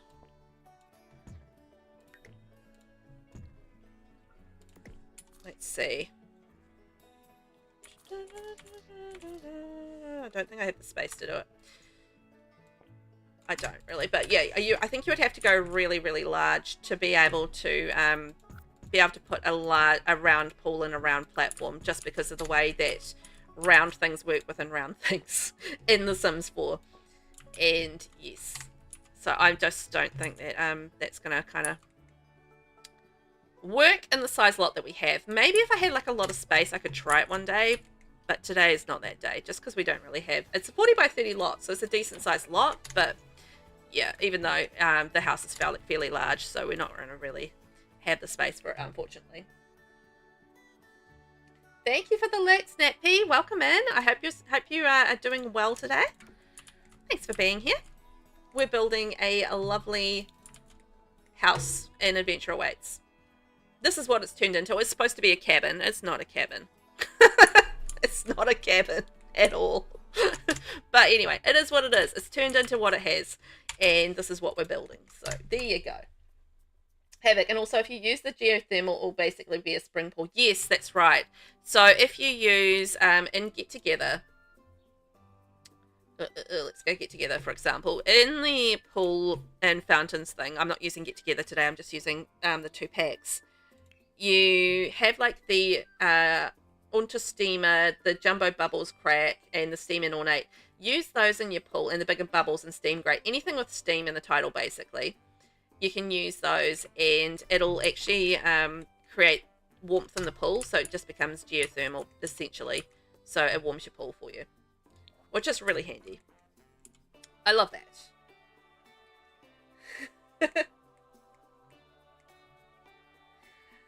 Laura, what are the members' first videos mean? Will they ever become available for non-members? Just curious. Yeah, so I used to have like the members on YouTube, and basically there's a few videos from that when I did it like a year ago that are still sitting there that are only going to be for members. But at the moment with my membership that I'm doing early release. So the members get early release of videos. I might do the odd members only video here and there, and that might change in the future where I might do specific members only videos, but for the moment I'm doing early release, so you'll get 2 or 3 days early viewing on some of the videos that I release, and so you get to see those early. But yeah, there is still a few old videos sitting there from my previous membership from about a year ago that are only members only, and no one else will see those. But there's not something that I'm doing at the moment. And yeah, bless Laura's heart, right, Stephen? I reckon. Such a sweetheart. Messina, like your starter home, yeah. This is a little teeny tiny cabin that I'm building, guys. It's massive. Yeah, it's more like a full-on lodge. Oh, that's cute. Oh, you were talking about the lot trait. Oh yeah, the lot trait's good. So the lot trait here, you can have geothermal, which helps with your heating bills and keeps your pools warm, and also the other one that helps with your bills is natural well, so that reduces your water bill as well. So if you're doing rags to riches, put on your natural well and your geothermal lot traits, and that'll actually really help with reducing your bills, and it means that you might even make a profit from your bills. So there you go. Are they working in chat? Oh yeah, they are. Oh, that's so cute. Oh, you got your special emotes. I love it.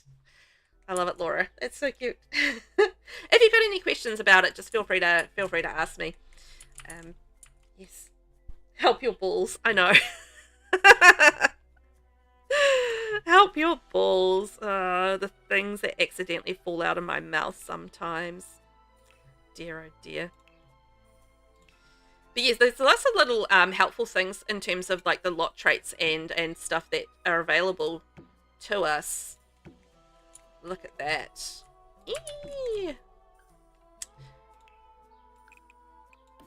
When you're building, it's something that's actually really easy to forget about, those lot traits, but they're really useful, to be honest. Really useful. So they're always well worth looking at. And then you have things like if you're doing or you're making up your own challenge, it's actually quite fun to look at some of the lot challenges as well and see if there's like a lot challenge that you could add on that, might... Some of them are actually kind of helpful, to be fair. I don't think I want to do rails going down that. So, with some of the lot challenges, I like to use off the grid sometimes if I want to do like a simple living challenge. Simple living, because I like to do a simple living challenge. Reduce and recycle is really good if you want to do like a dumpster diving thing, because it helps like generate more rubbish and that sort of thing. And wild prairie grass I actually find quite useful, because then prairie grass will grow on your lot. You don't need to pay for it, and then you could like scavenge around in it for ingredients and plants and like nectar and stuff. So lot challenges aren't always a bad thing. Some of these are gross. Some of these aren't great. But yes, some of them sometimes you get like an advantage with some of them, which is quite handy. Quite handy. So this is the hot tub that came with the Venture Weight. So this is actually a sunken hot tub. Isn't it cool? Oh, Messina, I see you redeem no glasses. I'm going to get to that in a second. So yeah, it's a little sunken hot tub, and I love it to pieces. I've wanted one of these for so long, and the fact that we've finally got one now makes me so happy. Haley, there are some amazing custom lot traits by modders too that can really change the gameplay. Oh yeah. Yeah, I've never played around with those, but I've seen a few of them, and I imagine it's gonna be fun. Gonna be fun playing with some of those. Okay, so we are at 10:23 a.m. New Zealand time. I'm gonna take my glasses off. We've had the glasses, no glasses on redeem. I'm gonna go no glasses till 10:28 a.m. Oh, so let's see if I can build with no glasses again. You guys making me not be able to see. is a sad thing indeed. Let's see. I did want to do like a little glass pane around here. I thought that would be cute. And then I was thinking about what if we did stone around here or wood. I'm not too sure what it's going to look like because I can't see. We'll give it a go. You guys tell me what you like better if you prefer the stone. Now I can go like the grey stone like that. I'm going to do like a barbecue kind of eating area through here. So we can go the grey stone, or we could go the wood. So I can't tell the colours, but we can go like the wood like that and just like go dark brown on dark brown. Or alternatively, we could go like a different colour stone and go like the brown stone. So those are maybe the 3 options that I'd think about. Laura, you also wear glasses? Are you just like me, where if you're wearing glasses, you take them off and your eyes are just like a hot blurry mess? And you can't see much when your glasses are off. Like, I can read without my glasses on, absolutely fine. But, you know, the thing needs to be pretty close to my face. Well, not close, but, you know, a bit closer than my monitor is to my face right now. Let's put it that way. So, you know, if I am gaming or anything like that, I have to be wearing my glasses. Like, the monitor isn't quite close enough for me to, you know, it's blurry. And I can't, like, make out the writing, you know, on my chat screen or anything like that. So, yeah, it's just definitely, it's interesting. It's interesting when I take my glasses off and try to build or whatever without my glasses on. I gotta say. I do like that with the glass mix in there. You're nearsighted yourself, so that means you can't see things close, but you can see things far away. Is that right? If I remember that, because I think I'm far-sighted, which is the opposite. You also wear glasses? Yes. Listen, I can't see anything without mine either. Oh, no. Absolutely appalling. Absolutely appalling without them. You can't see far away. Ah, okay. Then you're the same as I am. You can't see far away. I can't tell which is the one that I like better. Shockingly, I know. Shocking. What one do I like better? I don't know the answer to it. The other option is I can go a different color wood, but I feel like I want to stick with the dark brown if I can. I don't know. I might go the dark brown for now. We can always change it later. Yeah, I can't see much of anything. Like, my face is so close to the monitor right now. You probably noticed that because my voice is louder because I'm closer to the monitor because I'm leaning in. And then I'll be like, over here because I'm trying to read the screen. Ben, you're also bespectacled and my eyes are utterly useless without them. Oh, yeah. Yep, I get that. Actually, you know what? Now that I've done this, I actually really like the stone better. Now that I've done that, I like the stone better. As soon as I look back at the wood, I'm like, nah, that's too much dark wood. No. I think I want to stick with the same stone, though. Laura, I can't see far away. Nearsighted means you can see up close. If you are farsighted, you can see far away. All right. Excellent. I just always in my head, and I don't know why this is, but for some reason, I always assume it's the opposite to what it says it is. And that probably says something about my brain, where I'm just like, it must be the opposite to what it says, surely. And I don't know why I'm like this, but I am. And yeah. I am just like that. I don't know. Okay, what am I doing? That's not what I wanted to do. I wanted to do this. And the reason that I'm doing that is it's an easy way to get a ceiling up above. And, yeah, get that all working the way that I want it to work. Without much fuss or hassle. Well, a little bit of fuss and hassle, but not too much. Wait a second. That's the wrong colour. Wait a second, that's the wrong colour. I'm trying to do this without my glasses on, and I think I'm doing okay. Right? I think I'm doing okay. We're getting there with it. So yeah, I always confuse that in my head just because I'm just one of those people that consistently just always thinks things will be the opposite of what people say they are. And I don't know why I do this. It's just my brain and how it works. Like, it's unnecessarily difficult. And, you know, sometimes simple things are weirdly difficult for me, and I don't know that there's a reason why that is. It's just my brain. Ben, all the coolest people wear glasses. Yeah, it seems to be. Okay, time's up. Yay! I can see again. The original stone I had was better, I think. The brown or the grey, Nasina? Which one? This grey or the brown?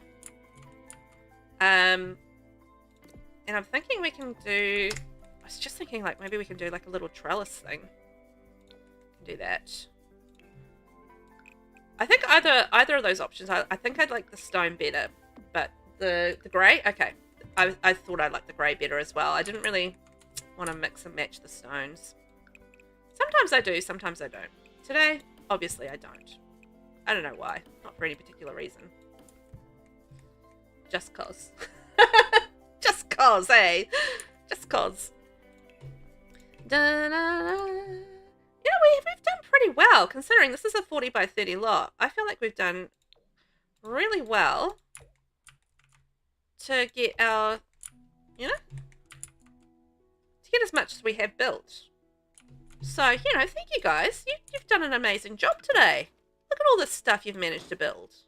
Aren't you amazing? You guys have helped me out with it, though. Really have.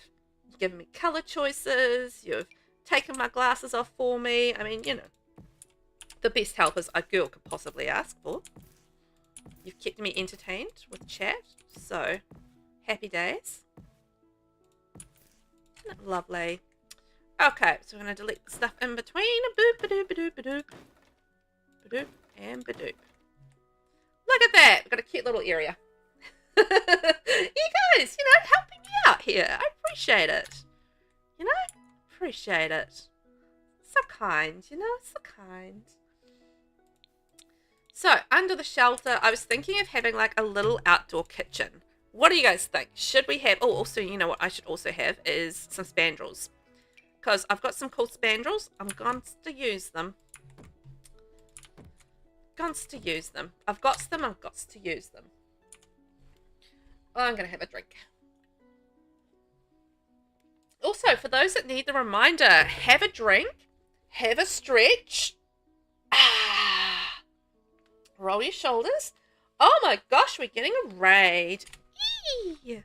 Muir, come on in, my friend. Come on in.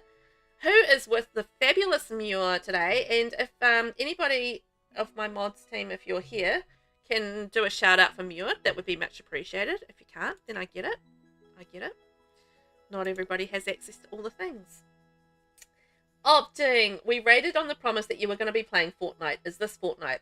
Opting. This is the new Fortnite Sims 4 mod. Do you like it? It's the Sims 4 mod in Fortnite, and you know, yeah, we're exploring all of the group dynamics of a of a Sims 4 Fortnite mod. It's going great. Welcome in, my raiders. Hi Shaz, hi Opting, hi Muir, hi Extra, welcome in. Yay! Is it IP cross promotion gone mad? It sure is. We are doubling down on cross promoting these brand new mods that we have, where we have Sims 4, Fortnite, all of those things. Thank you, Nasina. Appreciate you. So if you guys aren't following Muir, by the way, Muir is a fabulous simmer, also plays a bit of Fortnite if you're into that, but fabulous simmer, fabulous human being, and well worth the follow if you need some great entertainment and a great person to talk to. Then, you know, you've got a friend in Muir. Is that Swatch Tray mod? Yes, so this is with VelvettB Buy. It's just part of the VelvettB Buy mod now. It's been updated and, you know, done the things and, I don't know, stuff. So, yes, it's part of the VelvettB Buy mod. Yeah, it's quite cool, hey. I don't ever really use it. I'll be level with you. Every now and then I have, but not really. It's just because I haven't kind of got used to it being there. I think it's part of the problem. So, but it's there and it's quite cool. So I like it. Just the kind of matching-ish. So today, welcome in, Raiders. Hi, if you don't know me, I'm Velvet, and I am a YouTuber and streamer from New Zealand. I am currently playing some Sims 4. I do play the odd other game, but my main focus is The Sims 4. And we are building a tiny cabin in The Sims 4 with the new Adventure Awaits pack. As you can see, the tiny cabin aspect of it has gone a little awry. We've gotten a little bit more giant lodge size at this point. But yeah, we are building this Adventure Awaits and base game only, so it's only the 2 packs. And this is what we're kind of doing today. Yay! Shaz, you don't start laughing on a Tuesday morning watching Muir streams. Exactly. They're fantastic, they're warm, they're cozy, and they're very safe spaces, so yes. Swatch tray with BBB is awesome. It's quite handy, yeah. As I said, I haven't really used it much as yet, but I think it's partly because I haven't gotten to the point where I'm used to it being there. And I feel like that's probably part of the issue at this point. I don't know if I want to have like this running in behind and the back there, but we are doing the things with the new pack and it's exciting. So how did you guys get on in Fortnite? How did the stream go? Did you have fun? Did you win the pew-pewing? And what else has been going on? I need to be filled in and updated about all of the things. I need to know all of the things, all the gossip, please. Tell me all about it. Okay, I'm building an outdoor kitchen at the moment, is what I'm doing. So we've got our sunken hot pool. We've got our actual pool, which has got like rocks around it. And we're going to have like some lounges and we'll have some like seating out here as well. And we're going to build a playground around the back, which is going to be fun with all the playground stuff, which is fun. The center, you don't use it much either, but it comes in handy. I think if you're one of those people that needs to like look through all of the swatches and, you know, you're a bit indecisive about it, I can see that being quite handy, just like you're kind of scrolling through and going, okay, well, that's going to be the swatch that, you know, works for me. I don't know that purple counter is ever a swatch that works for anyone, but you never know. People can do amazing things with what I consider to be fairly ugly items in the game. And good on them for being able to do that. That's what I say. Muir, streaming was loads of fun. We got up to 3rd place, I think. We definitely did lots of pew-pewing. Excellent. That's what I like to hear. That you've done your pew-pewing and it's been a success. Yay! I'm glad you guys have had fun. And how was the weekend for everybody? Because you guys are still on Monday, right? I am well launched into Tuesday. And I had a very busy weekend. Well, a very busy Saturday. I went to the movies twice. for reasons. Anyway, I went to the movies twice. So I went to the Taylor Swift release movie, and then I took the kids to the movies a little bit later in the afternoon, and we went and saw Bad Guys 2. So yeah, I had a very big movie day, which was cool. I had some fun at the movies. Nothing wrong with that. Ate some popcorn, had an ice cream. I mean, yum, yum, yum. Messina, you like your plus scrolling while it's on the lot. I can see it in the room. Yeah. For the colours things, like when you go like that, that's not a very good example. You go like that and you go plus, plus, plus, plus, plus. Yeah, that's handy. Mio, you played some Sims over the weekend and also some Fallout 4. How did Fallout 4 go? You know what? I'm gonna get back roundabout circle. I've been playing a bit of Starfield lately, right? Or by a bit, I mean a lot. And I've been really enjoying it. But I'm really getting in the mood for playing some Fallout 76. And I saw that with Fallout 76, they've actually recently updated the base building with that. And I think that's really what prompted in my head that I want to do a little bit of Fallout 76 gameplay and like get back into base building and stuff. I really like Fallout, and I've played it a bit. I've played Fallout 4 and Fallout 76, but I haven't played like the earlier ones and stuff. But I really, really, really liked Fallout 4. It's fantastic game. Thoroughly enjoy that game. Guts to say. So anyway, I'm in the mood to play some Fallout 76 just because they've had that new update, and I think it'll look really cool. It looks really cool. Shaz, you've got to have some popcorn and a chopped hot ice cream at the movies. Yes, Shaz, that is exactly what I had. I had popcorn. I shared that with the kids. I got a drink, which I had one sip of, and the kids drank the rest of it, even though I got thirsty from eating the popcorn. And and I had some popcorn, and it was a good time. I loved it. It was like yummy in my tummy. You haven't played Fallout 4 in ages, and I'm really enjoying it. I play a long game, though, exploring and trying to find as many quests as possible. Muir, you sound like me. I am the slowest player of games, just because I like to pick up all of the things. I like to explore everywhere. And I go slow, and I just like get into every single nook and cranny just because I want to find all of the things. And that's just how I like to game. And I don't know if it's the most entertaining thing to watch, but it's honestly how I play the game, and I love playing it. And I'm just like, I'm such a loot goblin as well, where I just love to pick up, everything that I possibly can and sell it, or like scrap it and make things of it, and do all that sort of stuff. So yes, I'm very much. You gotta go. Thank you for being here, Shaz. Catch you later. See you all around like a donut. Fantastic. See you, Shaz. Muir, you usually use an unlimited inventory mod because I pick up everything. Oh my gosh, you're smart. See, I don't do that. I should, because I know that I'm absolutely appalling at picking up everything, and then I'm just constantly doing, inventory management, because I am, as I say, absolutely appalling at picking up everything, and I need to have all of the things, and my inventory is just basically constantly full because of that. I can't help myself. Are you gonna go around here or around there? There we go. That's what I wanted. I think that needs to go down a couple. So, yeah, I love that. But yeah, it's been a while since I played Fallout 4, but I really, really enjoyed it when I played it. And yeah, I've played...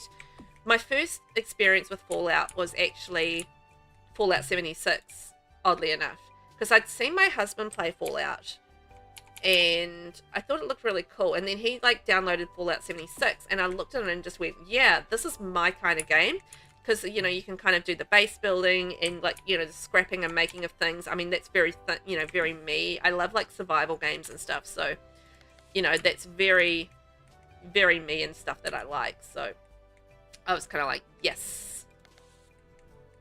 And I tried it, and I liked it, and I loved it. And it's a lot of fun. But I've never progressed, and this is basically me with a lot of games, is I've never progressed that far with it. I've gotten to a certain point in the map, and then I get distracted, or whatever happens, and then I just never get back to it. And that's a constant me problem with games, is that I get constantly distracted by things, and I don't finish them. The Death Stranding was actually one of the few games that I really did finish, from start to finish. I just played it all the way through. But there aren't many games out there that I have played from start to finish. So, yeah, one of the few things. But one day I've done, I've gone deep on Fallout 4, but I've never finished it. And one day I want to go back and actually finish it properly. Muir, in one of my last playthroughs of Skyrim, I had 20 modded in houses, so I'd have loads of space to store all my loot. Oh my gosh, yes. I had a mod in Skyrim. Skyrim is actually another one of those games that I have played all the way through. But yes, I had a mod in Skyrim where I had the extra money for merchants. So that was the only way that I could actually keep on top of selling things, because otherwise you can't sell everything that you loot. And I have exactly the same problem with Starfield, and I think it's probably that game studio's problem, is that when you get to a later point in the game, because of the value of the loot in the game, it becomes a major issue with being able to sell the loot because the merchants don't have enough money. And yeah, it was in Skyrim they had that problem, and it was in Starfield they also had that problem again. So there's something that they really need to work on, because it's frustrating, because you're giving me this loot and the merchant has $5,000, you know, in there that's available to them, but you know, you can sell a gun for 4,000 and you have like 20 guns in your inventory and they're worth, you know, 4,000 or 5,000 each. You're just like, how can I sell all this stuff that I've looted? I've spent all this lovely time finding these things and now I can't sell it, and it makes me sad.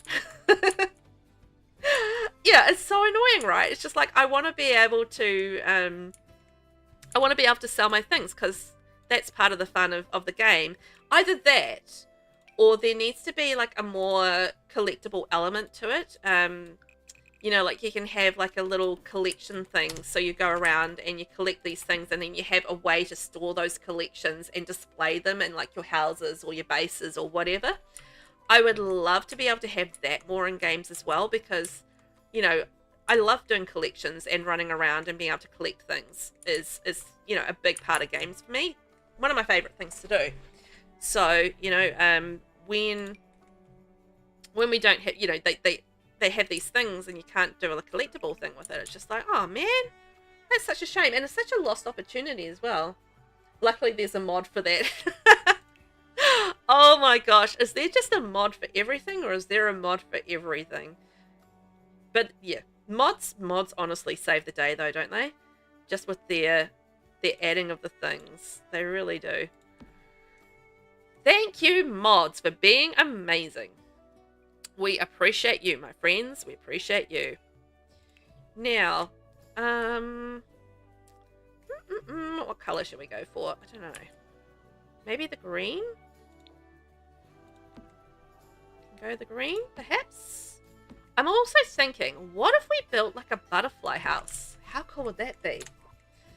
Yeah, but inventory management is a big thing for my games, just because I'm absolutely shocking at picking everything up. So yeah, I like to have a nice, tidy, organized inventory where, yeah, I can find all the things. And I've got to say, the inventory system in Starfield is absolutely terrible.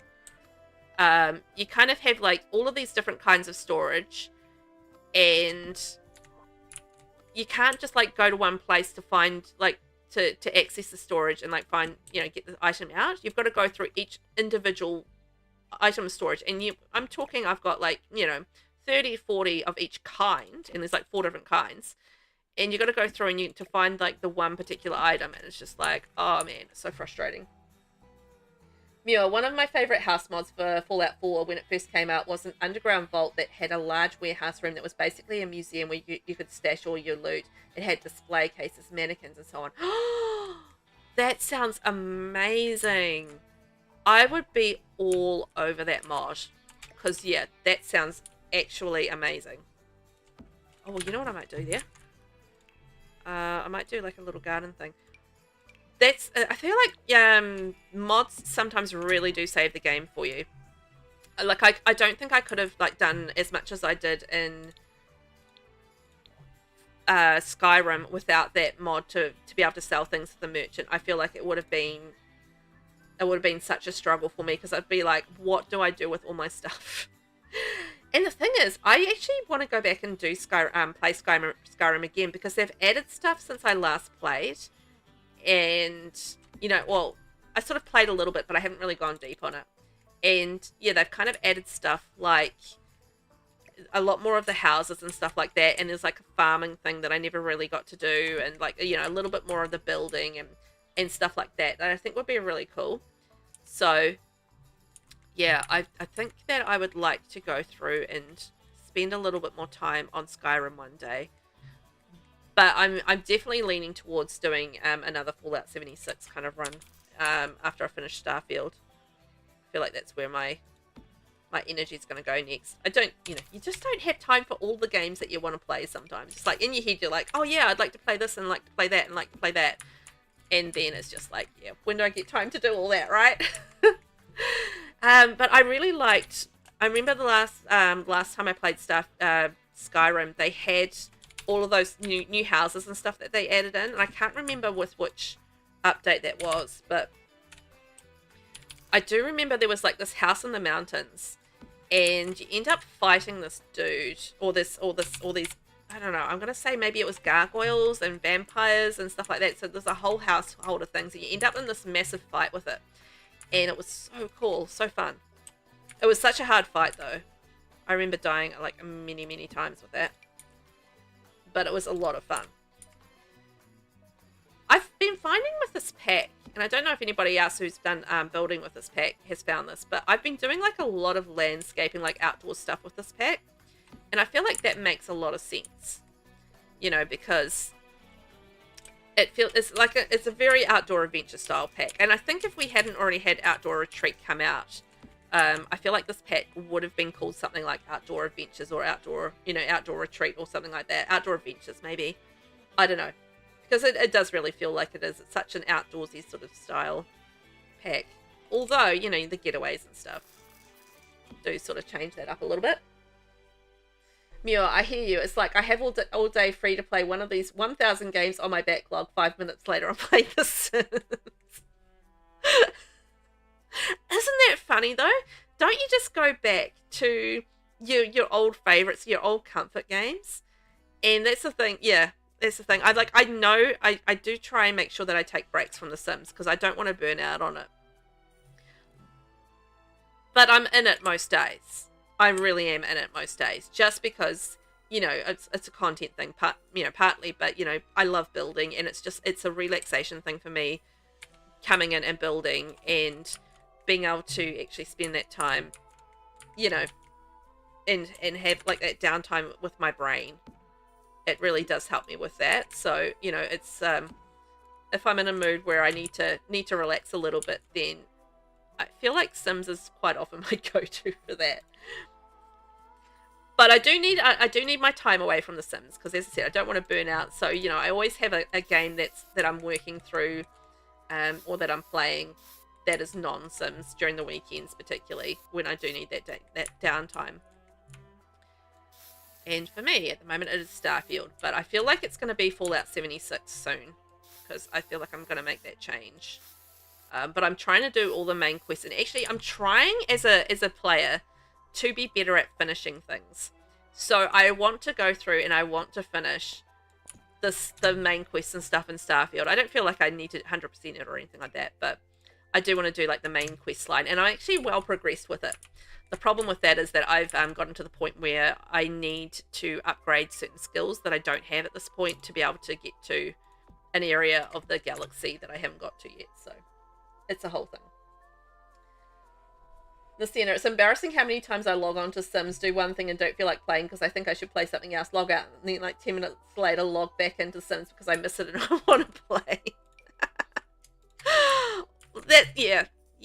I feel that, and I feel like most of us Simmers really do that as players. It's just like, you know, we want to go and do something else, and we want to play something else, and then all of a sudden it's just like we're in the game again. We can't help ourselves. Oh boy. Yep. Classic Sims dilemma, isn't it?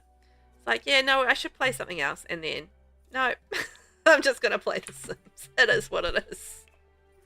Can't help ourselves. And you know what? I'm there for it. I don't know what I want to do with this front area here yet. Maybe a swing set. Because we've got the new swing set from Adventure Awaits. So we can maybe do that. I don't know if I want to put the slide in. I was just like laughing my head off the other day when I was sliding down the slide and I set my sim on fire because of the burning hot slide moodlet. Oh my gosh. I was just laughing at myself, just the fact that it happened. I was like, oh, Velvet. Of course that happened to you. You dingbat. Muir, we seriously need a hammock in The Sims 4. Muir, you are so right. Oh my gosh. Imagine if we had a hammock in The Sims 4. How cool would that be? See, that's one of those items that I wouldn't think about. And then someone says it and I'm just like, oh my gosh, yes. Yes, yes, yes. We so need that in the game. Like, imagine being able to put like a hammock on these porches and like have like a hammock sitting down, or like one on like this back area here, or this like little area there. It would be so good. Ah, yes, I would 100% be there for a hammock. I would love the idea of having a hammock in the game. I think that would be amazing. Yes, there for it. Agreed. 100. One would look perfect in that spot. Oh, yes. You're right. Or porch swings. Working porch swings. Yes. Because, like, you can kind of make fake ones in the game with those hanging basket chairs from high school years. You can make some fake ones with that, like use an archway and, like, the high school years egg chairs. So, you know, you can kind of have them in the game, but not working ones. So imagine having working ones. It would be so good. I'll be there for it. I'm all over that suggestion and I want it in my game. You know what though? I've been wishlisting diving boards for I don't know how long in The Sims 4. So, you know what? I feel like they are kind of fulfilling wishes at the moment with things that we want in the game. Does that feel like... Does anybody else feel like that? Like, you know, with The Sims 4, it's been a little bit of like wish list fulfillment with some of the stuff that some of the items that we've really wanted in the game for a long time. I feel like we're starting to get that through. And yes, diving boards were high on my list of things that I wish for in the game. It seemed weird to me that we didn't have diving boards in the game, because diving boards have been like such an iconic thing for, you know, for the Sims franchise with pools. Like, you know, anytime I was sort of playing with a pool in the Sims, I felt like I should, you know, have that diving board, like particularly in Sims 1. And the fact that we didn't have one in Sims 4 where we had pools, it just never made any sense to me. Grass is fitting. Bugging me. So yeah, the fact that we finally got them, almost 90 packs into the franchise, 90 packs in, and we finally got ourselves a diving board. I mean, it's a bit late in the thing, but hey, we got one and I'm there for it. So yes, please. Lucina, yes, I would actually love a full kit and or pack of outdoor and deck items, and yes, swings, pool rings, pool volleyball, swings, full cloth gazebos that count as an actual shelter. Yes. Muir, what would be in a kit like that? Hammock, porch swing, one of those porch chair glider things, maybe a turkey fryer? What's a turkey fryer? What is a turkey fryer? Is that a specific thing that fries turkeys? Or is it like slang for a certain appliance? You're going to have to explain that one to me. This little New Zealander don't know what a turkey fryer is. I don't know what that is. What would we have? Like, if we had an outdoor kit, what would be in it? I think definitely a hammock. Pool stuff. I would like to see more pool lounges, pool rings, yeah, definitely more pool accessories that are functional would be great. What else would you have? I'd like to see like some more like kid game type things. You know those tennis pole things that you do and you whack the ball around the tennis pole? I mean, that's such an iconic thing here to have that in your backyard. I mean, we've had that in our backyard before. They break pretty quickly because the kids whack it too hard, but you know, those things. And yeah, like the little volleyball thing or something like that would be cool. Yeah, it was all the rage back in the mid-90s. A deep fat fryer for turkeys. Oh my gosh. Wow. So that would be pretty big, right? Because turkeys in general are fairly large. I don't really spend much time with turkeys, I'm gonna admit, in terms of cooking them. So yeah, like that. But I know they're rather larger than a chicken, so I feel like you would need like a fairly large fryer to be able to fit a whole one in there. Is that when that whole phase of like putting a duck inside a turkey inside a chicken inside a duck inside a turkey? Was that kind of like a thing that was happening, like a turducken or whatever it's called? That was like kind of the thing back in the day, wasn't it? Like having a turducken and then deep frying it. But didn't those cause like explosions and chaos and mayhem? I have this vague memory of chaos and mayhem and explosions around the place because of like turduckens and deep frying things. I've heard of deep frying turkeys and stuff, but I wasn't aware that there was a specific item for doing that in the game or out in the world. Swing ball or tether ball. Yes, that's what it is. Swing ball, tether ball. Tether ball, I think. I don't know. What do we call it here? I don't even know. That'd be fun. Or games or stuff like that. Stuff to do outdoors. Yes. And this is part of why I love this pack so much, is just because there is quite a lot to do in terms of like outdoor stuff, which I appreciate, because I feel like it is an area of the game where they haven't really put as much time as they could do on it. If that sentence made sense. But you know, it would be quite good to have more time or more things that you could do outdoors, because you know, a lot of the lots you're not building or you're not generally, anyway, as far as I know, building houses that take up the whole of a 64 by 64 lot. So you're going to need stuff that you can use on the, you know, on the exterior, on the outdoor space of a 64 by 64 lot, for example, and you know, having more activity things that we can do on the outside, outdoors, would be amazing. I would be there. Oh, lawn darts. Oh, the croquet thing. You know, the little, the Bridgertons play it in Bridgerton. You know, you got the little mallet and you bat things through hoops. You know that game? You know that game. You know that game. Anyway, we should have that game. We should have that game. I don't know if I have space for a little butterfly house, but let's just see if we do. Let's just see if we do. Maybe a little like that, and we'll have like a little butterfly house. Be quite fun. Croquet, yeah. I'm sure there's another name for it, but croquet sounds right. But also, I don't know. Maybe it's just my brain being brainy. My brain braining and doing all the wrong brain things, as per usual. But that would be fun. And you can have like your different mallets, and you can like mallet death it and stuff like that. It'll be fun. It'd be fun.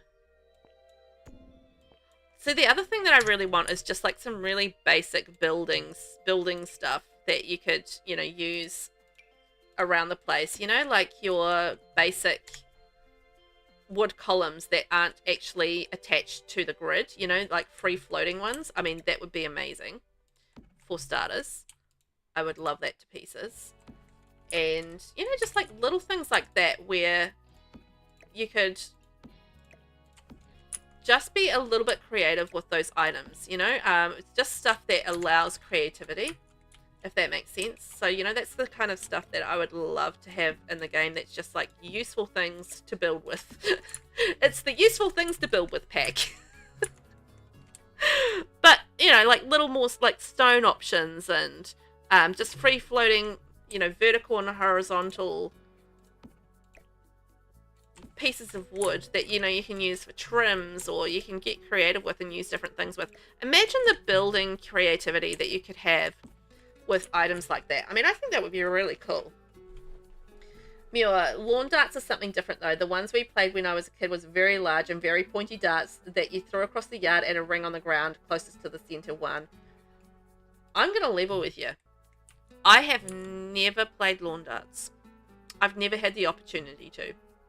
If I had the opportunity to, I would absolutely play lawn darts, because that sounds fun. Me and a pointy thing and throwing pointy things, yes please. I'm there for it. But I have never actually had the opportunity to play lawn darts. Isn't that sad? Kind of sad. Wah wah. Poor Velvet. I don't know which trim I was using. Darn it. Wasn't that one? That one? No. No. I genuinely don't know which trim I was using on the roof. Not that one? This one? Ah, that one. Okay, found the trim. Yay. Muir, being stupid kids, we would throw them straight up in the air and then run to get out of the way before they fell down. Of course, that's what you did. I mean, if you're going to give kids a pointy thing that you can throw, I mean, they're going to throw it up in the air and see if it lands on them. Of course they are. It's the obvious decision. It's like when you're a kid and you don't have much in the way of toys or whatever, and you're with your friends and you just end up throwing rocks at each other. And you play rock dodgems. You know? It's that kind of situation, isn't it? Where you just like dodge rocks. The amount of things we did as kids that were dangerous. Oh my gosh. Oh. Parents should really keep a good eye on it. I think that's partly why I'm just like, I keep such a good eye on my children, is because I know what I used to do as a child, and it's like, yeah, I'm definitely not letting my children run around wild without some supervision. Because I know what a dummy I was as a kid, so guaranteed they're going to be just as dumb. Almost guarantee it. So these butterflies that we get in the game, they're VFX only, so they're just like effects. They're not actually butterflies that you can catch, by the way, so you're not going to be getting any sort of advantage if you put these in your butterfly house and you have butterflies kind of flapping around and doing their thing. Unfortunately, you can't just go in and catch them. You kind of got to catch them in the wild. Which is, fine, because I feel like this would make butterfly catching in Adventure Awaits extraordinarily easy. Gonna be so many butterflies in there. Ridiculous. Yeah, the amount of silly things that you do as a kid. Oh my gosh.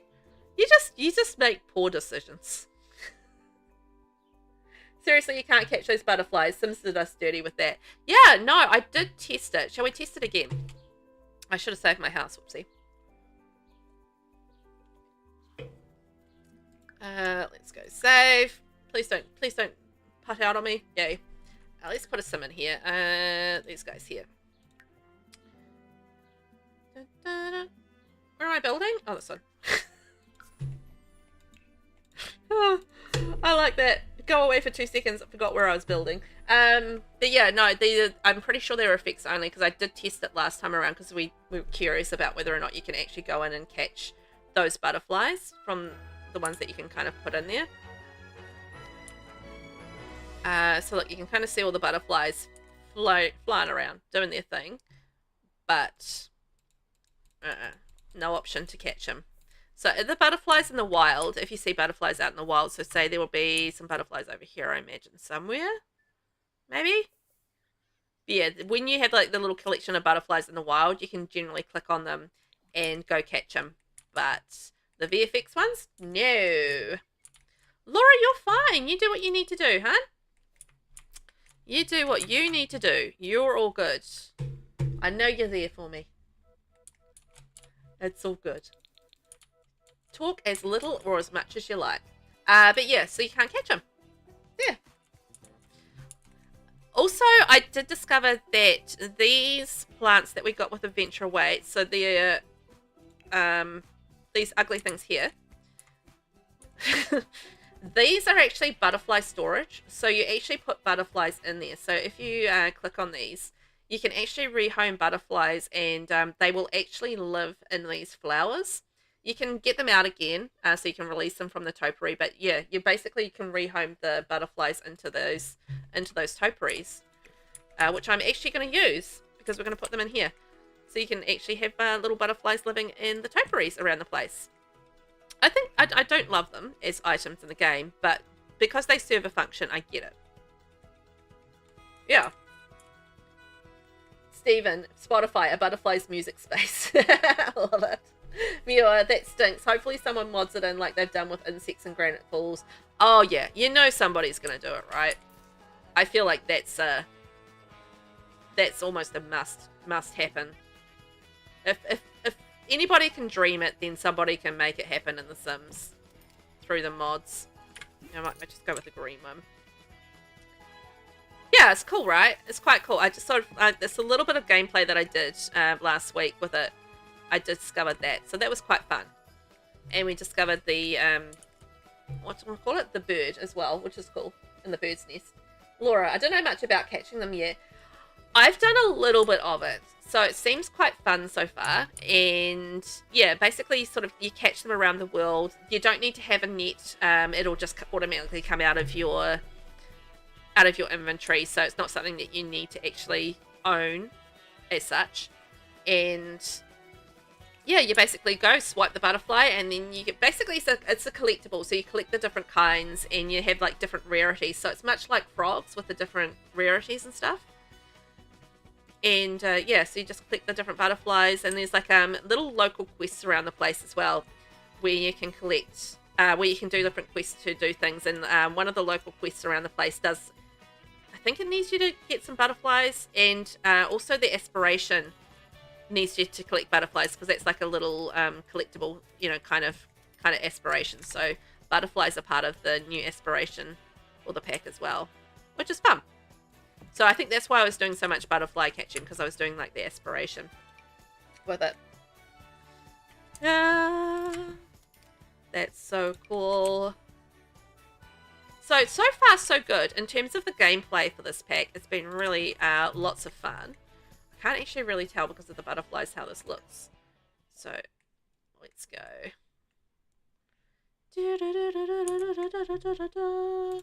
Flutter butterflies, aren't they beautiful? But there seems to be like quite a lot of things to explore with this pack.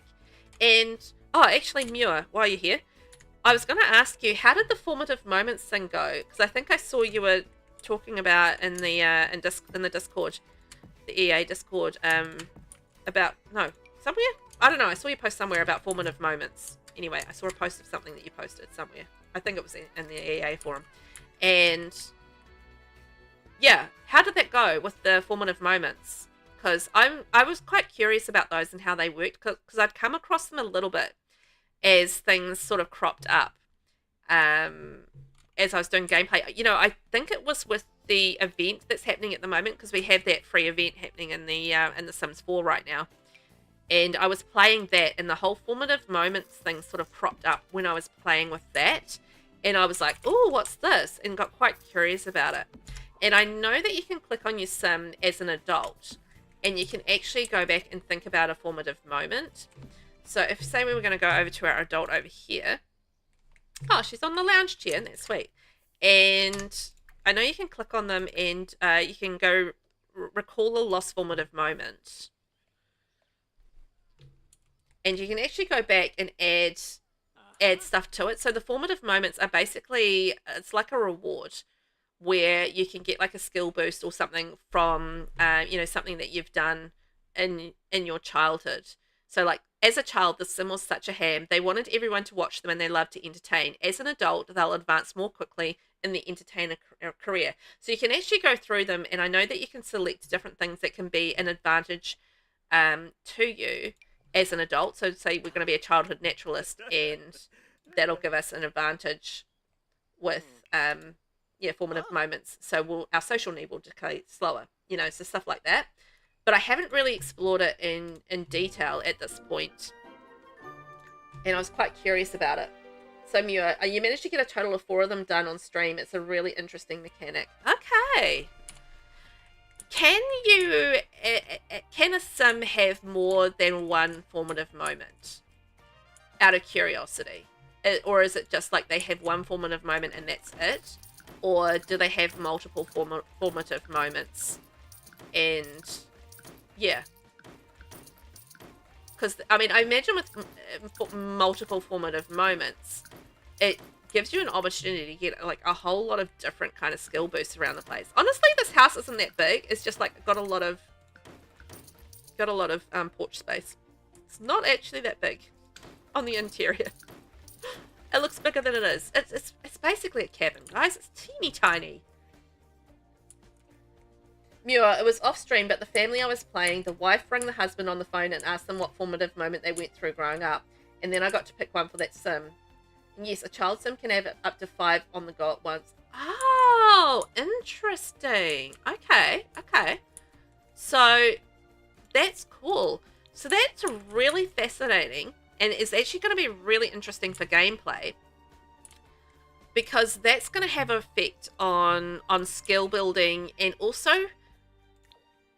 almost in a way you're going to have to really think about what you want to do with your sims as they get older, because you'd want to sort of like have a bit of a plan when it comes to formative moments and which ones you think would be useful for you as an adult. So I feel like it would be a big advantage if you kind of had an idea of what your sim would be when they were older, so that then you could take advantage of those formative moments and really plan for that. So like if you're doing, like, say for example, the Not So Berry challenge, which I'm, doing on my YouTube at the moment, right? So I know what I need to do. So if I'm getting to the point where I'm just about to choose an heir for the plum generation in that challenge. So we're about halfway through. And so if I know what I need as a kid moving forward to being an adult, and I know that I'm going to need these skills and I'm going to have to, max out these skills, isn't that just going to be super useful? Like really, really useful to have an opportunity to skill boost, these particular skills that that you're going to need moving forward. Oh my gosh, that's going to be really interesting. Really, really interesting, I think, as we move forward with things like legacy challenges. It's going to make a difference there. I really do feel like that is the case. See, I can't help myself. As soon as I sort of learn about a new mechanic like that, I just want to work out a way to take advantage of it. And, cheat the game a little bit. It's not really cheating the game because the mechanic's there in the game, but, just like looking to take advantage as soon as I can. I've figured out that if you get a mod that allows your child to drop out of school, you could just focus on formative moments and be set for their adult life. Okay,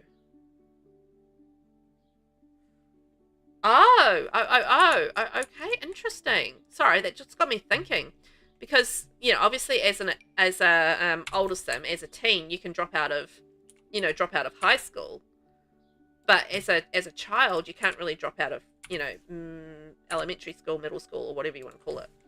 So that's really intriguing. Yeah, that's gonna make for interesting times if you could do that. Wow, and then you don't have to worry about, as you say, worry about the whole adult thing. I mean, in terms of having skills as moving forward from adults. I wonder how that kind of works with some of the traits that you get as a kid from like completing your aspirations and stuff.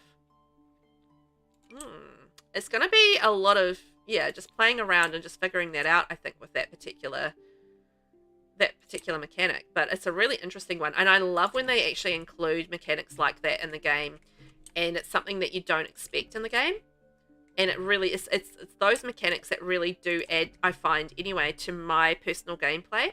Because one of the things that we got with businesses and hobbies was the skill mastery perks, right? And that's something that we didn't really expect with the game, and that's been one of the things that's been most influential in my gameplay, is something that wasn't even really mentioned as a thing that we were going to have in the game. So isn't that intriguing that we have those things that come along and they end up having quite a big impact on your game, even though it's not like one of the main features that they were kind of pimping out for that pack? That makes sense? Laura, I'm enjoying this watching you. Ah, I'm glad. I hope you're just having a nice chill time and enjoying me flipping my lips and flapping my lips, blah blah blah, and doing a bit of building. I'm glad. I am glad for that, because it would suck if you weren't enjoying it. Okay, thank you, Laura. Thank you for being here, and thanks for joining as a member. Big love heart to you, and I appreciate you. So you enjoy the rest of your evening, I'm assuming. I'm assuming you're in evening times. And also, bye, Stephen, if you're still there as well. We'll see you later.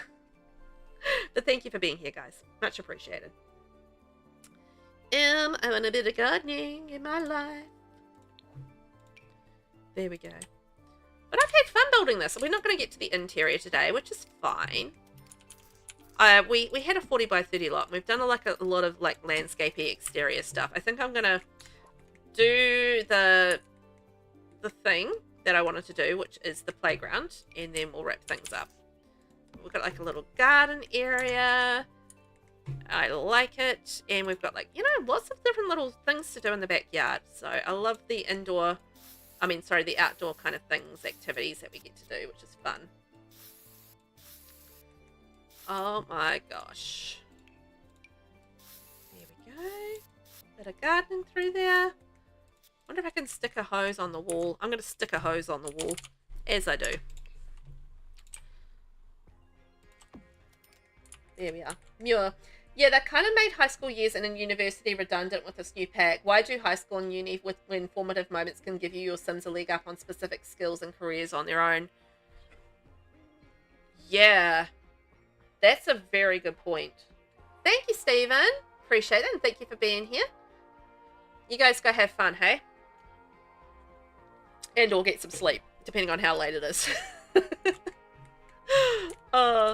It's always hard to tell because, you know, time zones and they're all different. It's like, I don't know. That's actually a really good point though, Muir. Like in terms of just what you need to be able to, you know, get those little skill boosts in the game. When, you know, is there any point to doing university if you get the same sort of skill boost from, although with university you kind of get that career boost, don't you? Which is still really handy. But I mean, if you're not going the career, I mean the university route, then I feel like what is the point of some of that stuff in terms of getting the traits and stuff? Yeah, that's going to be interesting to play around with and get an idea about. That's what I think. So if you are building one of these little playground things, which are fantastic and they're all, you know, very slottable and, you know, that sort of thing, start with your... I like to start with a short piece. You can start with a long piece as well, but the short piece is probably the easiest way to really start. And then you can kind of do your stairs going up. So you've got your short stairs and you've got the higher stairs. So the higher stairs are the connector stairs for if you go for a higher... So say we're going up a little bit higher here. What you want to do is you use the higher stairs up here to connect the two things. So that will get you up to your higher playground section, and then you've got your lower stairs, and then that's your connect to the ground section. So use these shorter ones to help you connect to the ground, because you can't use like your climbing wall or your ladder with the taller ones. So it's actually better, I find anyway, for me, I have found that the shorter platform is the best way to start and give you the access to the playground as you need it, and then you can kind of build around that with like your shorter and your taller items. But you do need between the tool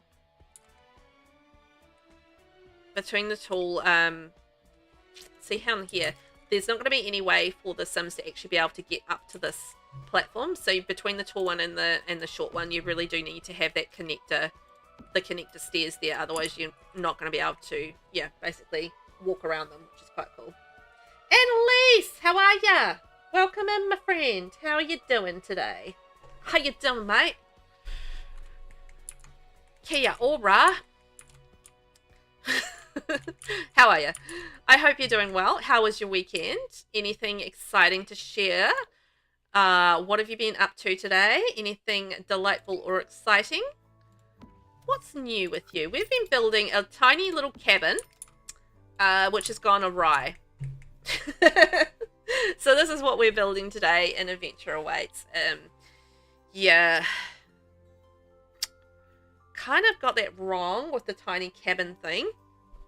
Went a little bit haywire on that one. So, whoopsie daisies. But anyway, we're just finishing the outside of the build. That's what we're doing. Probably going to be wrapping up shortly, but I'm glad that I was able to catch you and you came in. So, yay. Thanks for being here. Annalise, good weekend. Listened to a lot of the new Taylor Swift album. Annalise, we had the same weekend then. Because that's exactly what I was doing. I went to the release party. So I went and went to the movie of that, and it was great. I had so much fun with it. Yeah, I just had a delightful time with listening to the album, with going to the release of the album, and yes, it was a very Taylor Swift weekend for me, and I was there for it. It made me happy. Very happy Velvet this weekend. I love the album. I've just had such a good time listening to it, and yeah, so what do you think of it? All good? Muir, can you use the modular playground ladder stairs slides to access a building? Yes, I have played around with that, and you can actually go and connect them to a building.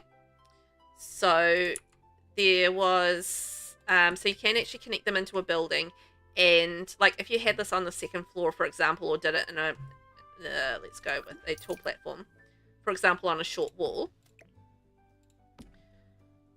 Let's move that out of the way and bring in a door, so you can actually connect to the building. So yep, you can. And let's just play. Oh, I don't have any stairs. Hang on. I'll add in some stairs and we'll do this. Oh, that's not built properly. Whoops.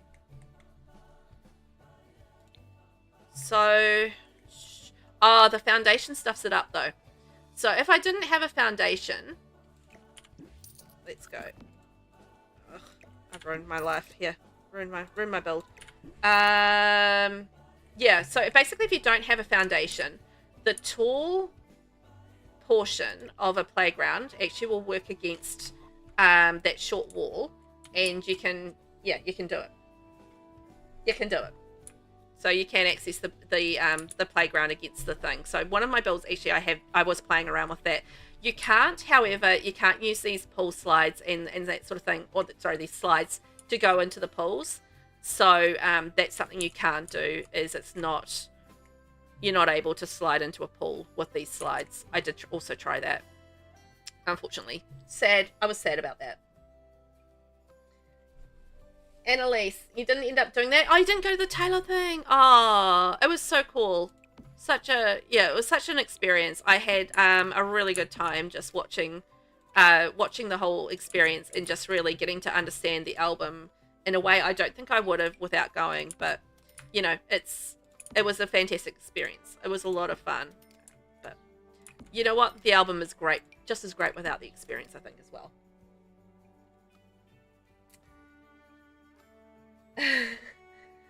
This build is so good, is it? It's not too bad for a tiny little cabin that we've been building. I love how it's like 100% not what I intended to build at all. I love that. But anyway, it is what it is, right? Oh, you know what I can put here? I can put like the archery thing. There we go. Have like a little archery zone down here. There we go. Beautiful. I knew I needed something here. Annalise, oh yeah, love the album. Love that she's in such a happier place in her life. She sounds so secure in her relationship. Had a lot of fun when listening the first time and having a reaction to songs like What and Actually Romantic. Oh yeah. Oh yeah. I had an absolutely blast listening to this album, and just like, yeah. It's such a joyous album, and we were talking about it yesterday. I just did like this weird chatting stream, and we were talking a lot about Taylor's album and stuff, and just how joyous it is. It's just really one of those albums that just lifts you up, I feel like, and it just feels uplifting, and that, like, you know, she's in a real uplifting kind of place at the moment. And yeah, I love that for her. I love that for me too, because I get to enjoy some really fantastic music around it. So I absolutely love it. And I know there's like critics out there that are, you know, all like, it's just like Sabrina. It's really not. But anyway, there's one song that I feel like is really quite heavily Sabrina-ish, and that's Wood. But that's because it's sort of leaning into that, you know, the trend at the moment to, you know, dive into sort of sexuality and everything like that. And, you know, that's very much on trend. And I feel like Sabrina's been, you know, that leader in that trend out there when it comes to music. So I feel like it's just an on-trend kind of thing rather than directly Sabrina-ish, but I get that for that song. I get it for that song. But for the rest of it, not so much. So Velvet basically made a lounge. It's an amazing tiny cabin, perfect for one sim. Exactly. Definitely wouldn't fit any more than one sim in this tiny little cabin that I've built. It's teeny tiny. Never gonna fit more than one sim in it. Ever. Aren't I ridiculous? Oh boy. But yeah, it's coming together really nicely. That's a great line, Havoc. I love that line as well. It's fantastic. I just was quite intrigued by the fact that it was, you know, the clean version of that as well when we saw the lyric videos of it. But yes, it's very cool. I think I'm pretty happy with how this house is progressing. Not gonna lie to you guys. It's come out different from what I intended, obviously, but it's come out pretty good, you know. Not gonna complain about it. We've done lots and lots of landscaping, and we haven't even like glanced at the interior, but that's fine. We've done a lot of outdoor work, and it's been a lot of fun. Gotta say, had quite the delightful time with it all. Yeah, your cheek's bigger. This does look great. Oh, thank you, Annalise. Appreciate you. Appreciate you saying that. It's what I was aiming for something else, but you know, we shot wide of the mark, and that's fine. We got something else, and it's good looking, so I'm happy with it. I've been using this little jellyfish lamp around under playgrounds because I thought that would be cute. Like, you know, it's a cute little outdoor light. I you know, unless it's like a kids area, I don't see much use for this lamp for much else. But you know, people are creative, so you never know what people come up with for this lamp. But it's a cute lamp. And I feel like, as I said, it's good for kids. So, good for little kids' areas in the yard. So, you know, like they glow up at night time. Little glowy kind of thing. Sort of. Not that good, but lighting's never that great in The Sims. Well, hardly ever that great in The Sims. I always want better lighting, and I never get it. Hardly ever get it. Anyway, it is what it is. Wish list, right? You can't wait to live in this by yourself, Havoc. It's going to be great for you. Perfect single bachelor kind of home, right? Don Juan Chuto. No, Don Juan Chuto. No. Hark, Velvet builds, forsooth we've braved the tempest rage, and now verily we come to watch thy sim stage. All the worlds are built, and all the men and women merely players. Welcome in, Don Juan Chuto. No. I'm trying to say your name right. Places to explore. Welcome in, guys. Thank you so much for the raid. Hi. How are you guys today? What were you up to? We're building a teeny tiny cabin. As you can see, the teeny tiny cabin is going very well right now. Yeah, you got it. Don't want you to know. Don't want you to know. Perfect. Don't want you to know. It's a cool name. Cool name. Yeah, what were you guys streaming? What were you up to? We're in The Sims 4 doing some building with Adventure Awaits. Fully meant to build a teeny tiny cabin and fully did not build a teeny tiny cabin. So, I'm doing well with it though. We've been progressing really nicely with the outside. We've built like some outdoor areas. We've got some playgrounds around the back and a lovely pool area and all those things. It is so tiny, right, Havoc? So tiny.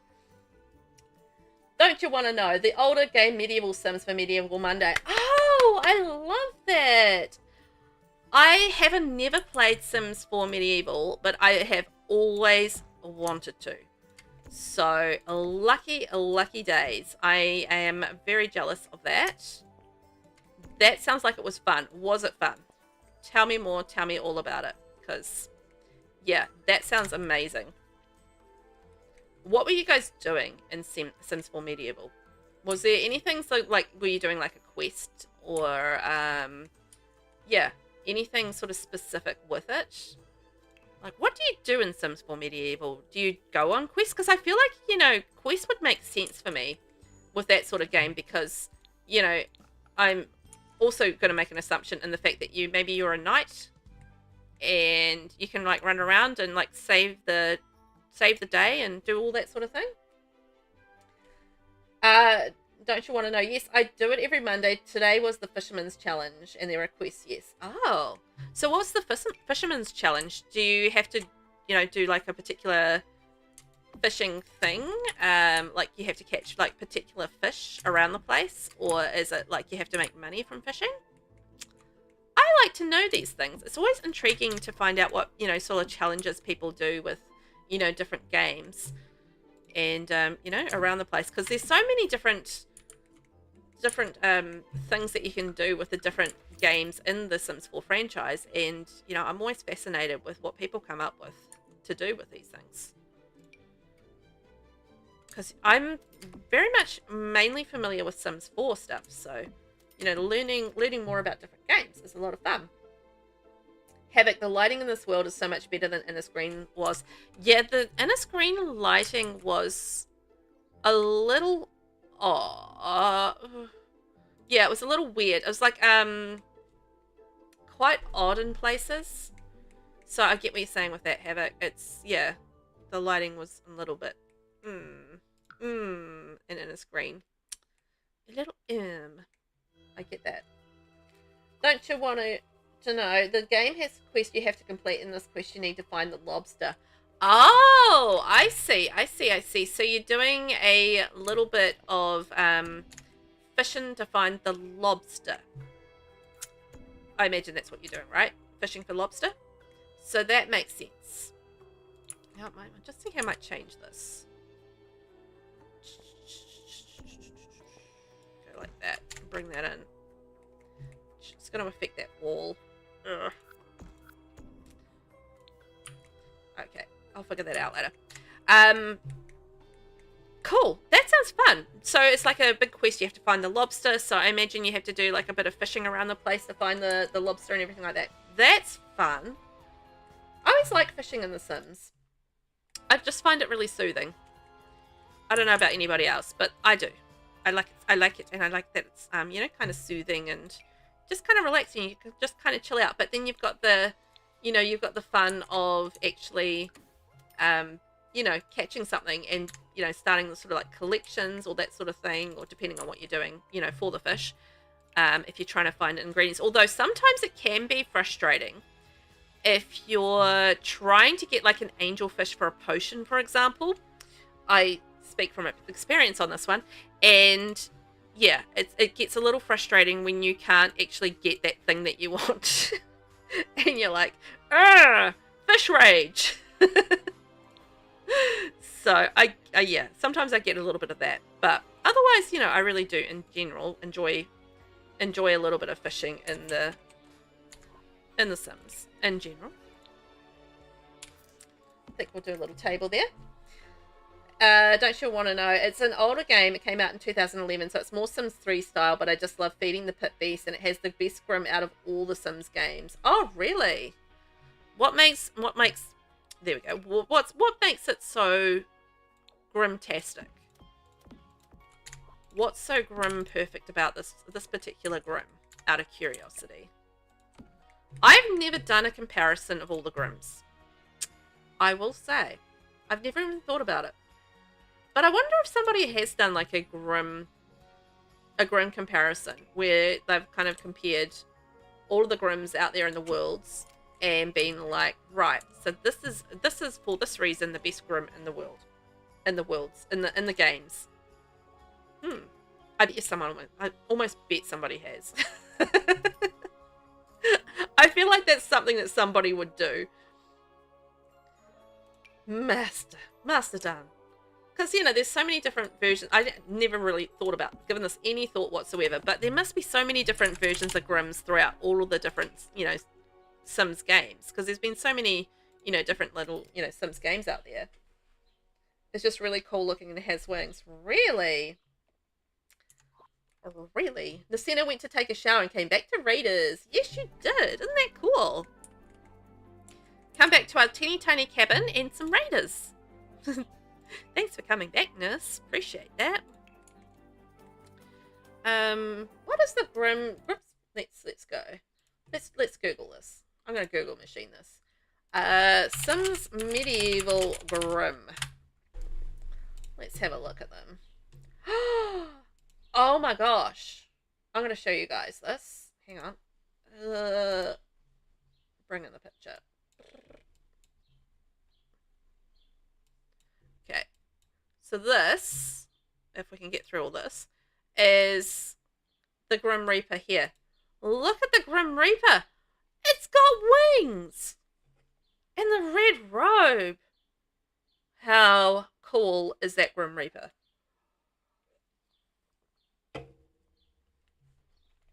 Oh my gosh. That is a cool Grim Reaper. Okay. Okay, I get it. I get it. Thank you for doing the shout out, Nurse. Appreciate you. Wow, there's just so much I haven't experienced with the Sims franchise. There really is. And shame on me for that, but you know, it is what it is. You know, you're either in a place in your life where you're playing Sims or you're not. And there was a time where I was not in that place in my life. But I missed out on so much. There's so many cool things that I didn't do. But hey, I'm here now and that's what counts, right? We got there in the end. Such a cool Grim, right guys? Have you all played like Sims Medieval? Is that something that everybody here has gotten the opportunity to play out of curiosity? Or is it something that you haven't played and you're curious about like me? Inquiring Velvets want to know. You know what, we might do a little telescope peeking out through here. Peeking out. Oh, spin around properly. These things never spin around properly. Here we go. Watch out for meteors though, please. Thank you. You know, be careful of the meteors. Annalise, Sims Medieval is very cheap these days. Just saying. Is it? Oh, you know what I got the other day that was really cheap, speaking of cheap games, is there's a game called Sim Societies. And this is a game that I used to love back in the day. And anyway, I was cruising around and it popped up on the EA app that Sim Societies was on sale for $5. So I was just like, hello. And I got it. And I played it a teeny bit on the weekend. And it was so nostalgic to remind myself of how much I absolutely loved that game. And I played it for hours, and I was so happy because I wasn't sure when I purchased it that it would come with the expansion, because it came with there was like a little expansion with it that was SimCity, Sim Societies Destinations, I think it was called. And yeah, I wasn't sure whether or not it came with that, because that was my favorite part of it, was like you got to do all like things with tourists. So tourists would come to your city and you got to, you know, do all this tourist building and, you know, that sort of thing. And yes, it did. So I was so excited that it came with the expansion as well, the DLC with it. So that made me extraordinarily happy. And I got to play a little bit with it. So yay! Annalise, well, it's 20 New Zealand dollars for the game and the one DLC. Ooh. Okay. Ooh, I'm going to have to think about that one. I'm going to have to think about that one, because that sounds like a good deal to me. I've got to think about whether or not I wait until the next time it's on sale, because whether or not right now I have the time to play it is always the question. It's the forever question though, isn't it? Do I have time right now to play it, and should I invest in it? Because my whole Steam catalog is just littered with games that I have bought on sale because I've gone, oh, that looks fun, I'm gonna play that, and I haven't played them. Like, I haven't even installed some of the games I've bought. It's that bad at the moment, with me buying games and just never having played them. So I'm on a bit of a thing at the moment where I am trying to be better about, like, if I buy a game, then I want to play the game, you know? So that's where I'm kind of at with games. And does anybody else kind of do that though? Like, where you buy a game and then you're like, yeah, I'm going to play that. And then it just sits there in purgatory waiting to be played. Like this poor sad, let's pull out the violin right now. This poor sad game who's like, come to life and wants you to play it, and it's just left there, and it's not being played and not cared for or cared about. It's just like sitting there uninstalled and never played. And even though you spent your hard-earned cash on it, it's just bad. Annalise, and you could use your code maybe. Oh, yes. Can you actually I didn't even think about using my code. Can you use your own code to purchase things? I guess you could. By the way, if you're ever buying things through EA, I do have a creator code. Wink, wink. It helps me out as a creator and takes money away from EA. Don't you love the idea of that? But yeah, I hadn't even thought about the fact of using my own code. How dumb is that? Ugh. You're a genius, Annalise. Don't you want to know? I have the same problem with Steam and Epic. So many I haven't even installed. Right? I do the same thing like with Epic Games because they have, those little free games that they give away on Epic all the time. And I will collect those games. I don't ever even install them. I just I get them and then then that's it. And then I forget I have them. And so I never go back and get them again.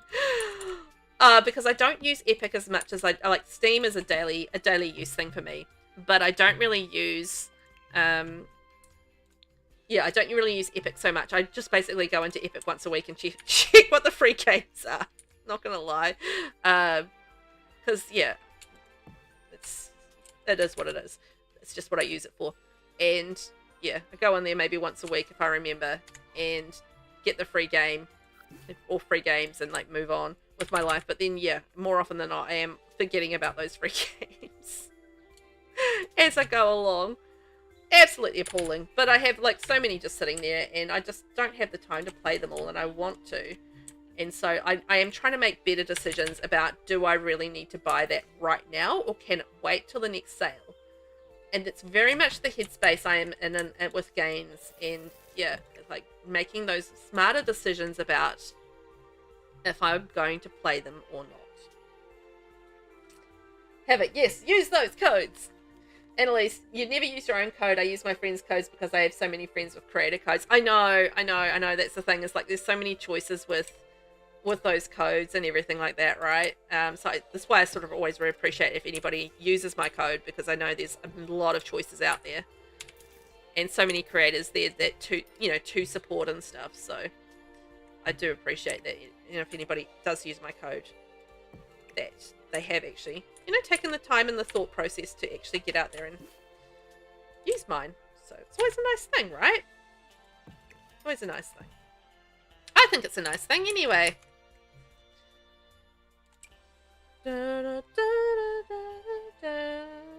Havoc, I wanted one until the deal happened. I have 87 games and you play 2. Well, that's the reality of it though, right? Because you have your favorite games. The Sims is pretty much a game that I log into daily. It's very rare when I don't log into, into the Sims 4. Very rare. But yeah, and then the rest of the games are kind of on rotation. So I'm playing a little bit of Disney Dreamlight Valley at the moment. I'm not playing it too regularly right now, but I am playing it. And as I was talking about earlier, I'm playing Starfield on the regular at the moment, but that will change because I need an actiony game on the weekends to really, refresh my. Where did my triangle window go? Refresh my love of the Sims, or keep my Sims love fresh. So, yeah, I play other games in between, which is cool, but that rotates. And then I have games that I have kind of installed, but I don't necessarily play all the time, but I might just be in the mood for it every now and then, so that might get a little playthrough. But yeah, it's a whole rotation mood thing. Nasina, you really buy through the EA app? No, neither do I, to be fair. It's a very rare occasion when I'll buy anything through the EA app, just because I mainly use Steam these days. So it's only if it's something that I can't get through Steam, that I would look at buying it through the EA app. But I know a lot of people don't use Steam and that sort of thing that are out there. But for me, just because I do use Steam over EA app a lot of the time, it's unfortunately that I don't get to support as many creators as I would like, just because, I mean, yeah, just because of that, basically. It's basically it. Annalise, I mean, this is a free grab, one for Dragon Age Inquisition for free, and now it's one of my faves. Oh, yeah, if it's free, grab it. That's exactly right, because, you know, you never know. It might turn a game from something that you're just curious about into a game that you absolutely love. And I kind of had that with Medieval Dynasty, because I looked at that and I thought, well, that's an interesting game. I didn't get it for free or anything like that, but I took a chance on that. And now Medieval Dynasty is one of my very, very favorite games ever. Like, I love that game. I could just sit there and play that game for hours on end, no problem whatsoever. And I have in fact done that. So I'm not in a phase where I'm actually playing it right now, just because I need to take a break from it now and then and play other things. But yeah, it is one of those games that I absolutely love and can play on repeat, and have gone through and played through it so many times. And there's not many games like that out there for me, but you get the odd one. Like, I love Zoo Tycoon. That's an old school game that it will always be in my heart, because I've replayed that so many times. But I am playing Planet Zoo at the moment on my YouTube channel. I'm playing through all the career mode with that, and trying to gold star all of the career mode, which is going pretty well. So I've done all the main quests of that, and I'm just working through all the DLCs, and I've done a bulk of those as well. So it's been really fun to just sort of explore all the different DLCs and all the different animals, and I just love those games. It's so much fun. Annalise, but I have a few games that I got through Epic for free that I've really, if ever played, but at least I have them for free. Yes. Yeah, you got the option. And that's the thing, right? You're having the kind of the option of having the game there if you do ever want to play it. It's there, which is cool. Don't you want to know? Look, hate to raid and run, but it's almost 1 a.m. here. Have a great stream. That's fine. Thank you for raiding, and you get some sleep, please. Very late. I'm going to be wrapping up soon myself, actually, so it's all good. Annalise, you love Planet Zoo, but haven't played it in ages, though. It took me a long time to really get into it. I struggled with understanding the kind of the building mechanics and stuff for a long time. And because I wasn't taking the time and patience to go through like all the tutorials and stuff. I was being impatient. Long story short, story of my life. Because I played Planet Coaster. Because I thought Planet Zoo looked amazing, because I loved Zoo Tycoon. So I got Planet Zoo and I tried it. And I think, you know what, actually, now that I think about it, the majority of the problem was the fact that I didn't have a great PC at the time, and it was laggy as anything, and I was really struggling with getting my game to work well with the game. So I think that was a big part of the problem, was not being able to get the game to work effectively with my PC at that time. And so it just kind of got put to the side. And then I got a sort of a better PC. I got Planet Coaster and played that, because I also love roller coaster games and theme park builders and that sort of thing. So I played that and fell in love with that. So I got to know the mechanics and the sort of the style of that particular franchise through playing Planet Coaster. And I do own Planet Coaster 2, but I still at this point haven't really played it that much. So that's another game that I really need to spend some time on, but I just haven't got to as yet. So yeah, it's a really cool franchise, but I know it was quite a little bit buggy when it came out, and I played it when it first came out, but I didn't really get deep into it, you know.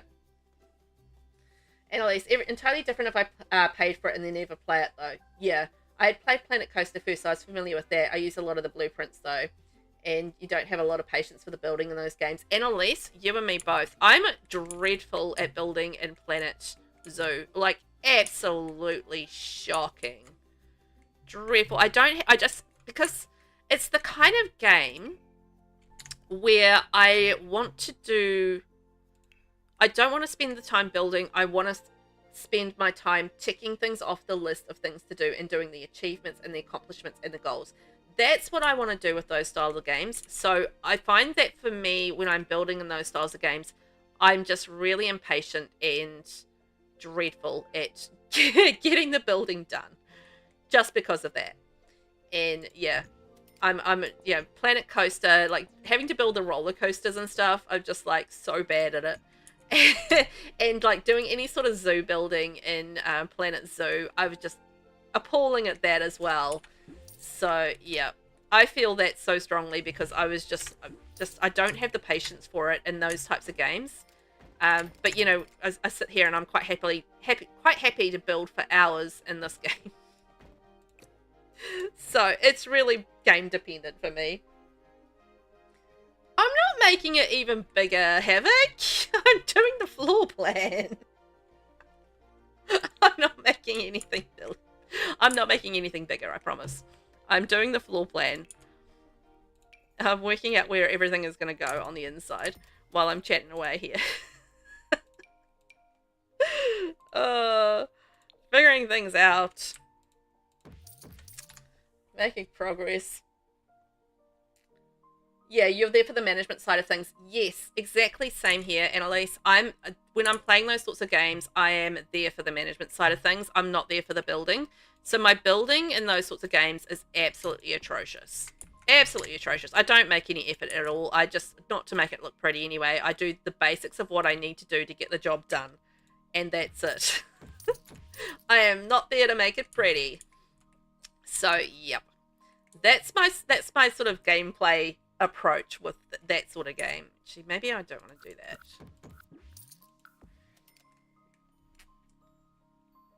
Havoc. Oh, I saw the stairs and I was like, oh my god, Velvet, it's really not tiny anymore.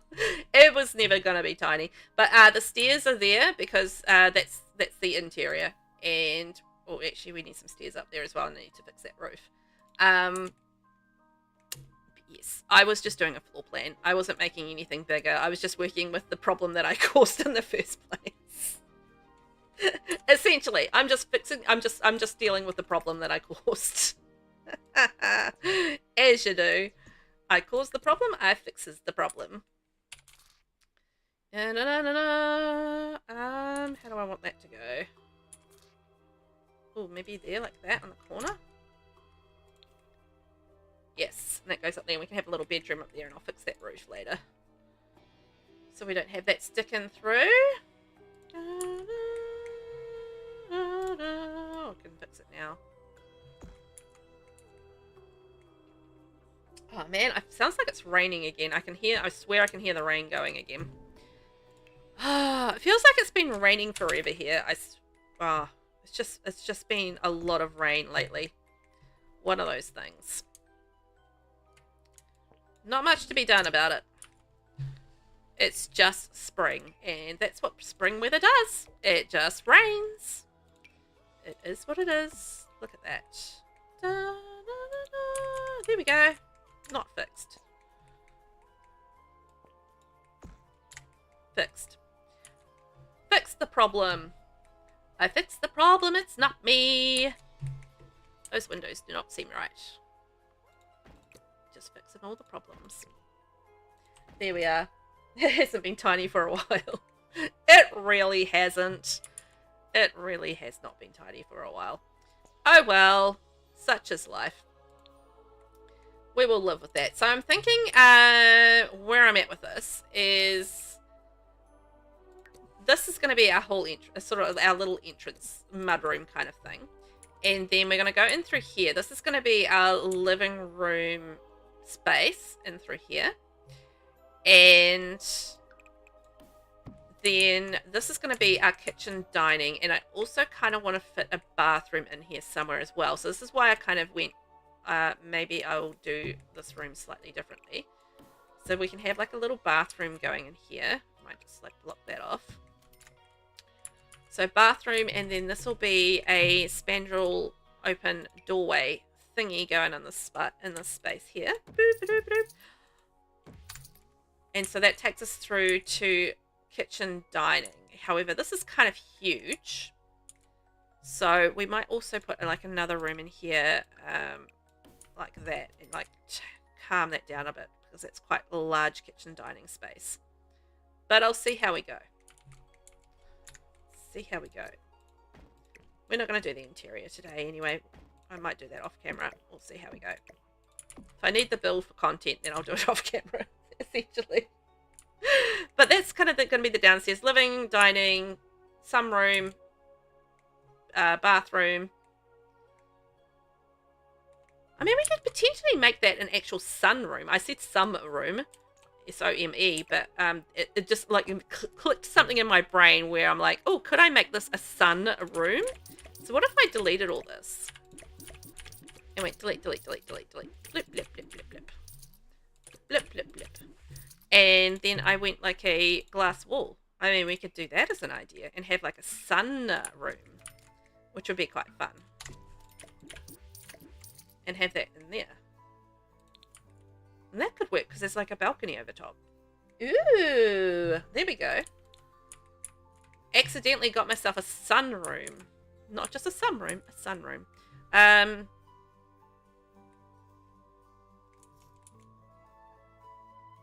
Yeah, in theory, could maybe go like a little deeper with that as well if we wanted to. And go that way. Go that way. And then that can be like the dining room. And the dining room could be a sunroom. And then this can be the kitchen.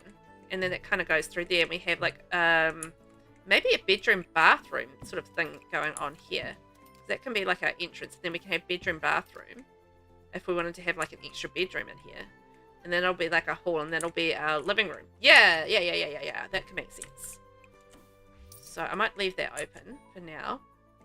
Kitchen, dining, bedroom, bathroom, living room. And then upstairs, so we've got this sort of side space here, which could potentially be either a bedroom or a bathroom. I think for the size of it, I reckon we can make that into a kid's room.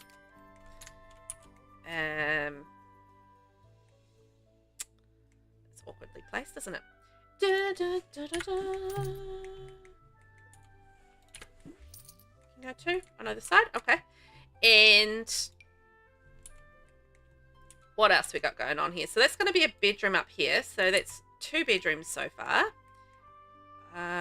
And I reckon we can have another bedroom like running across perhaps this way. So we'll need like a hallway space to be able to access everything. So bedroom in through here. Oopsie. Gone awry. And I reckon you can have a bathroom coming in off here. Whoa. That's not going to work. That works better. And a bathroom coming off here. So that's kind of like your walking space.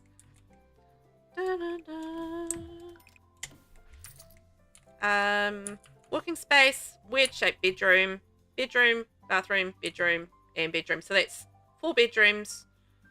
I'm going to say 2 bathrooms. Possibly I'll add in like an extra bathroom, maybe in the space here, actually. Like in this weird little space, we can turn that into a bathroom.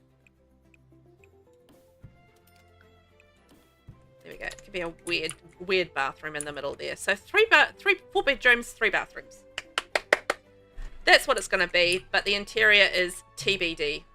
Well, not really to be decided. To be completed, really. TBC. Isn't that fun? But I want to say a big thank you to everyone that's come and hung out with me today. I've really appreciated it. I've had fun with this build, and I've had fun with the stream, and I've had fun like talking to everybody today. So greatly appreciated. What am I doing tomorrow? Let me just check my own Discord for my own stream stuff, because I don't even know what I'm doing. Let me check. I've forgotten. This is the problem with me. I do things and then I forget. So we're doing Adventure Awaits tomorrow. So we're going to have 2 Adventure Awaits days in a row. So I'm streaming at 9 AM New Zealand time tomorrow. And we will be doing a little bit of Adventure Awaits gameplay. So I've started a new gameplay challenge with Adventure Awaits.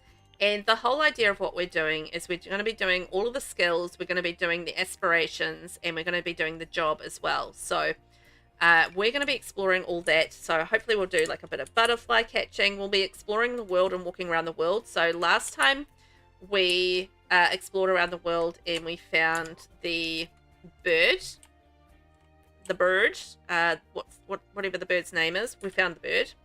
The bird, Thunderbird. And we did like some of the quests from around the world, which is a lot of fun. We got started on building our house because we're playing this Rags to Riches as well, of course, because, you know, I love Rags to Riches.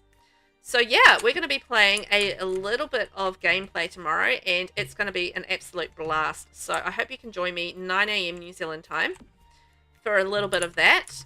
And then I will be taking Thursday off from stream, and then Friday we're going to be doing some Very Veggie. So we're going to give some Very Veggie love and love and attention, because we didn't really get much done last week with Very Veggie. So Very Veggie will get some lovely attention, and we'll be playing the potato generation there. That's the plan for the streams this week. There we go. I know what's going on. I think we did all right with our little teeny tiny cabin that we were building. Lols. Well, it's bigger than expected, but hey, I think it looks cool. I'm going to save that as well before I do anything else. I don't want to lose that little sucker. And look, it looks great in that space too, doesn't it? It's going to be lovely.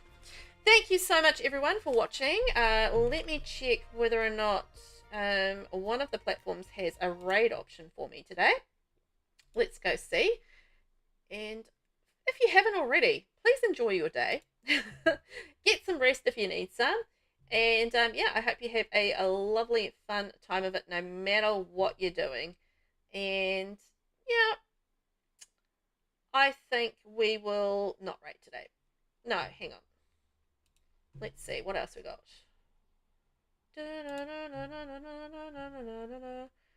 There's some people that I'm not following. Not sure.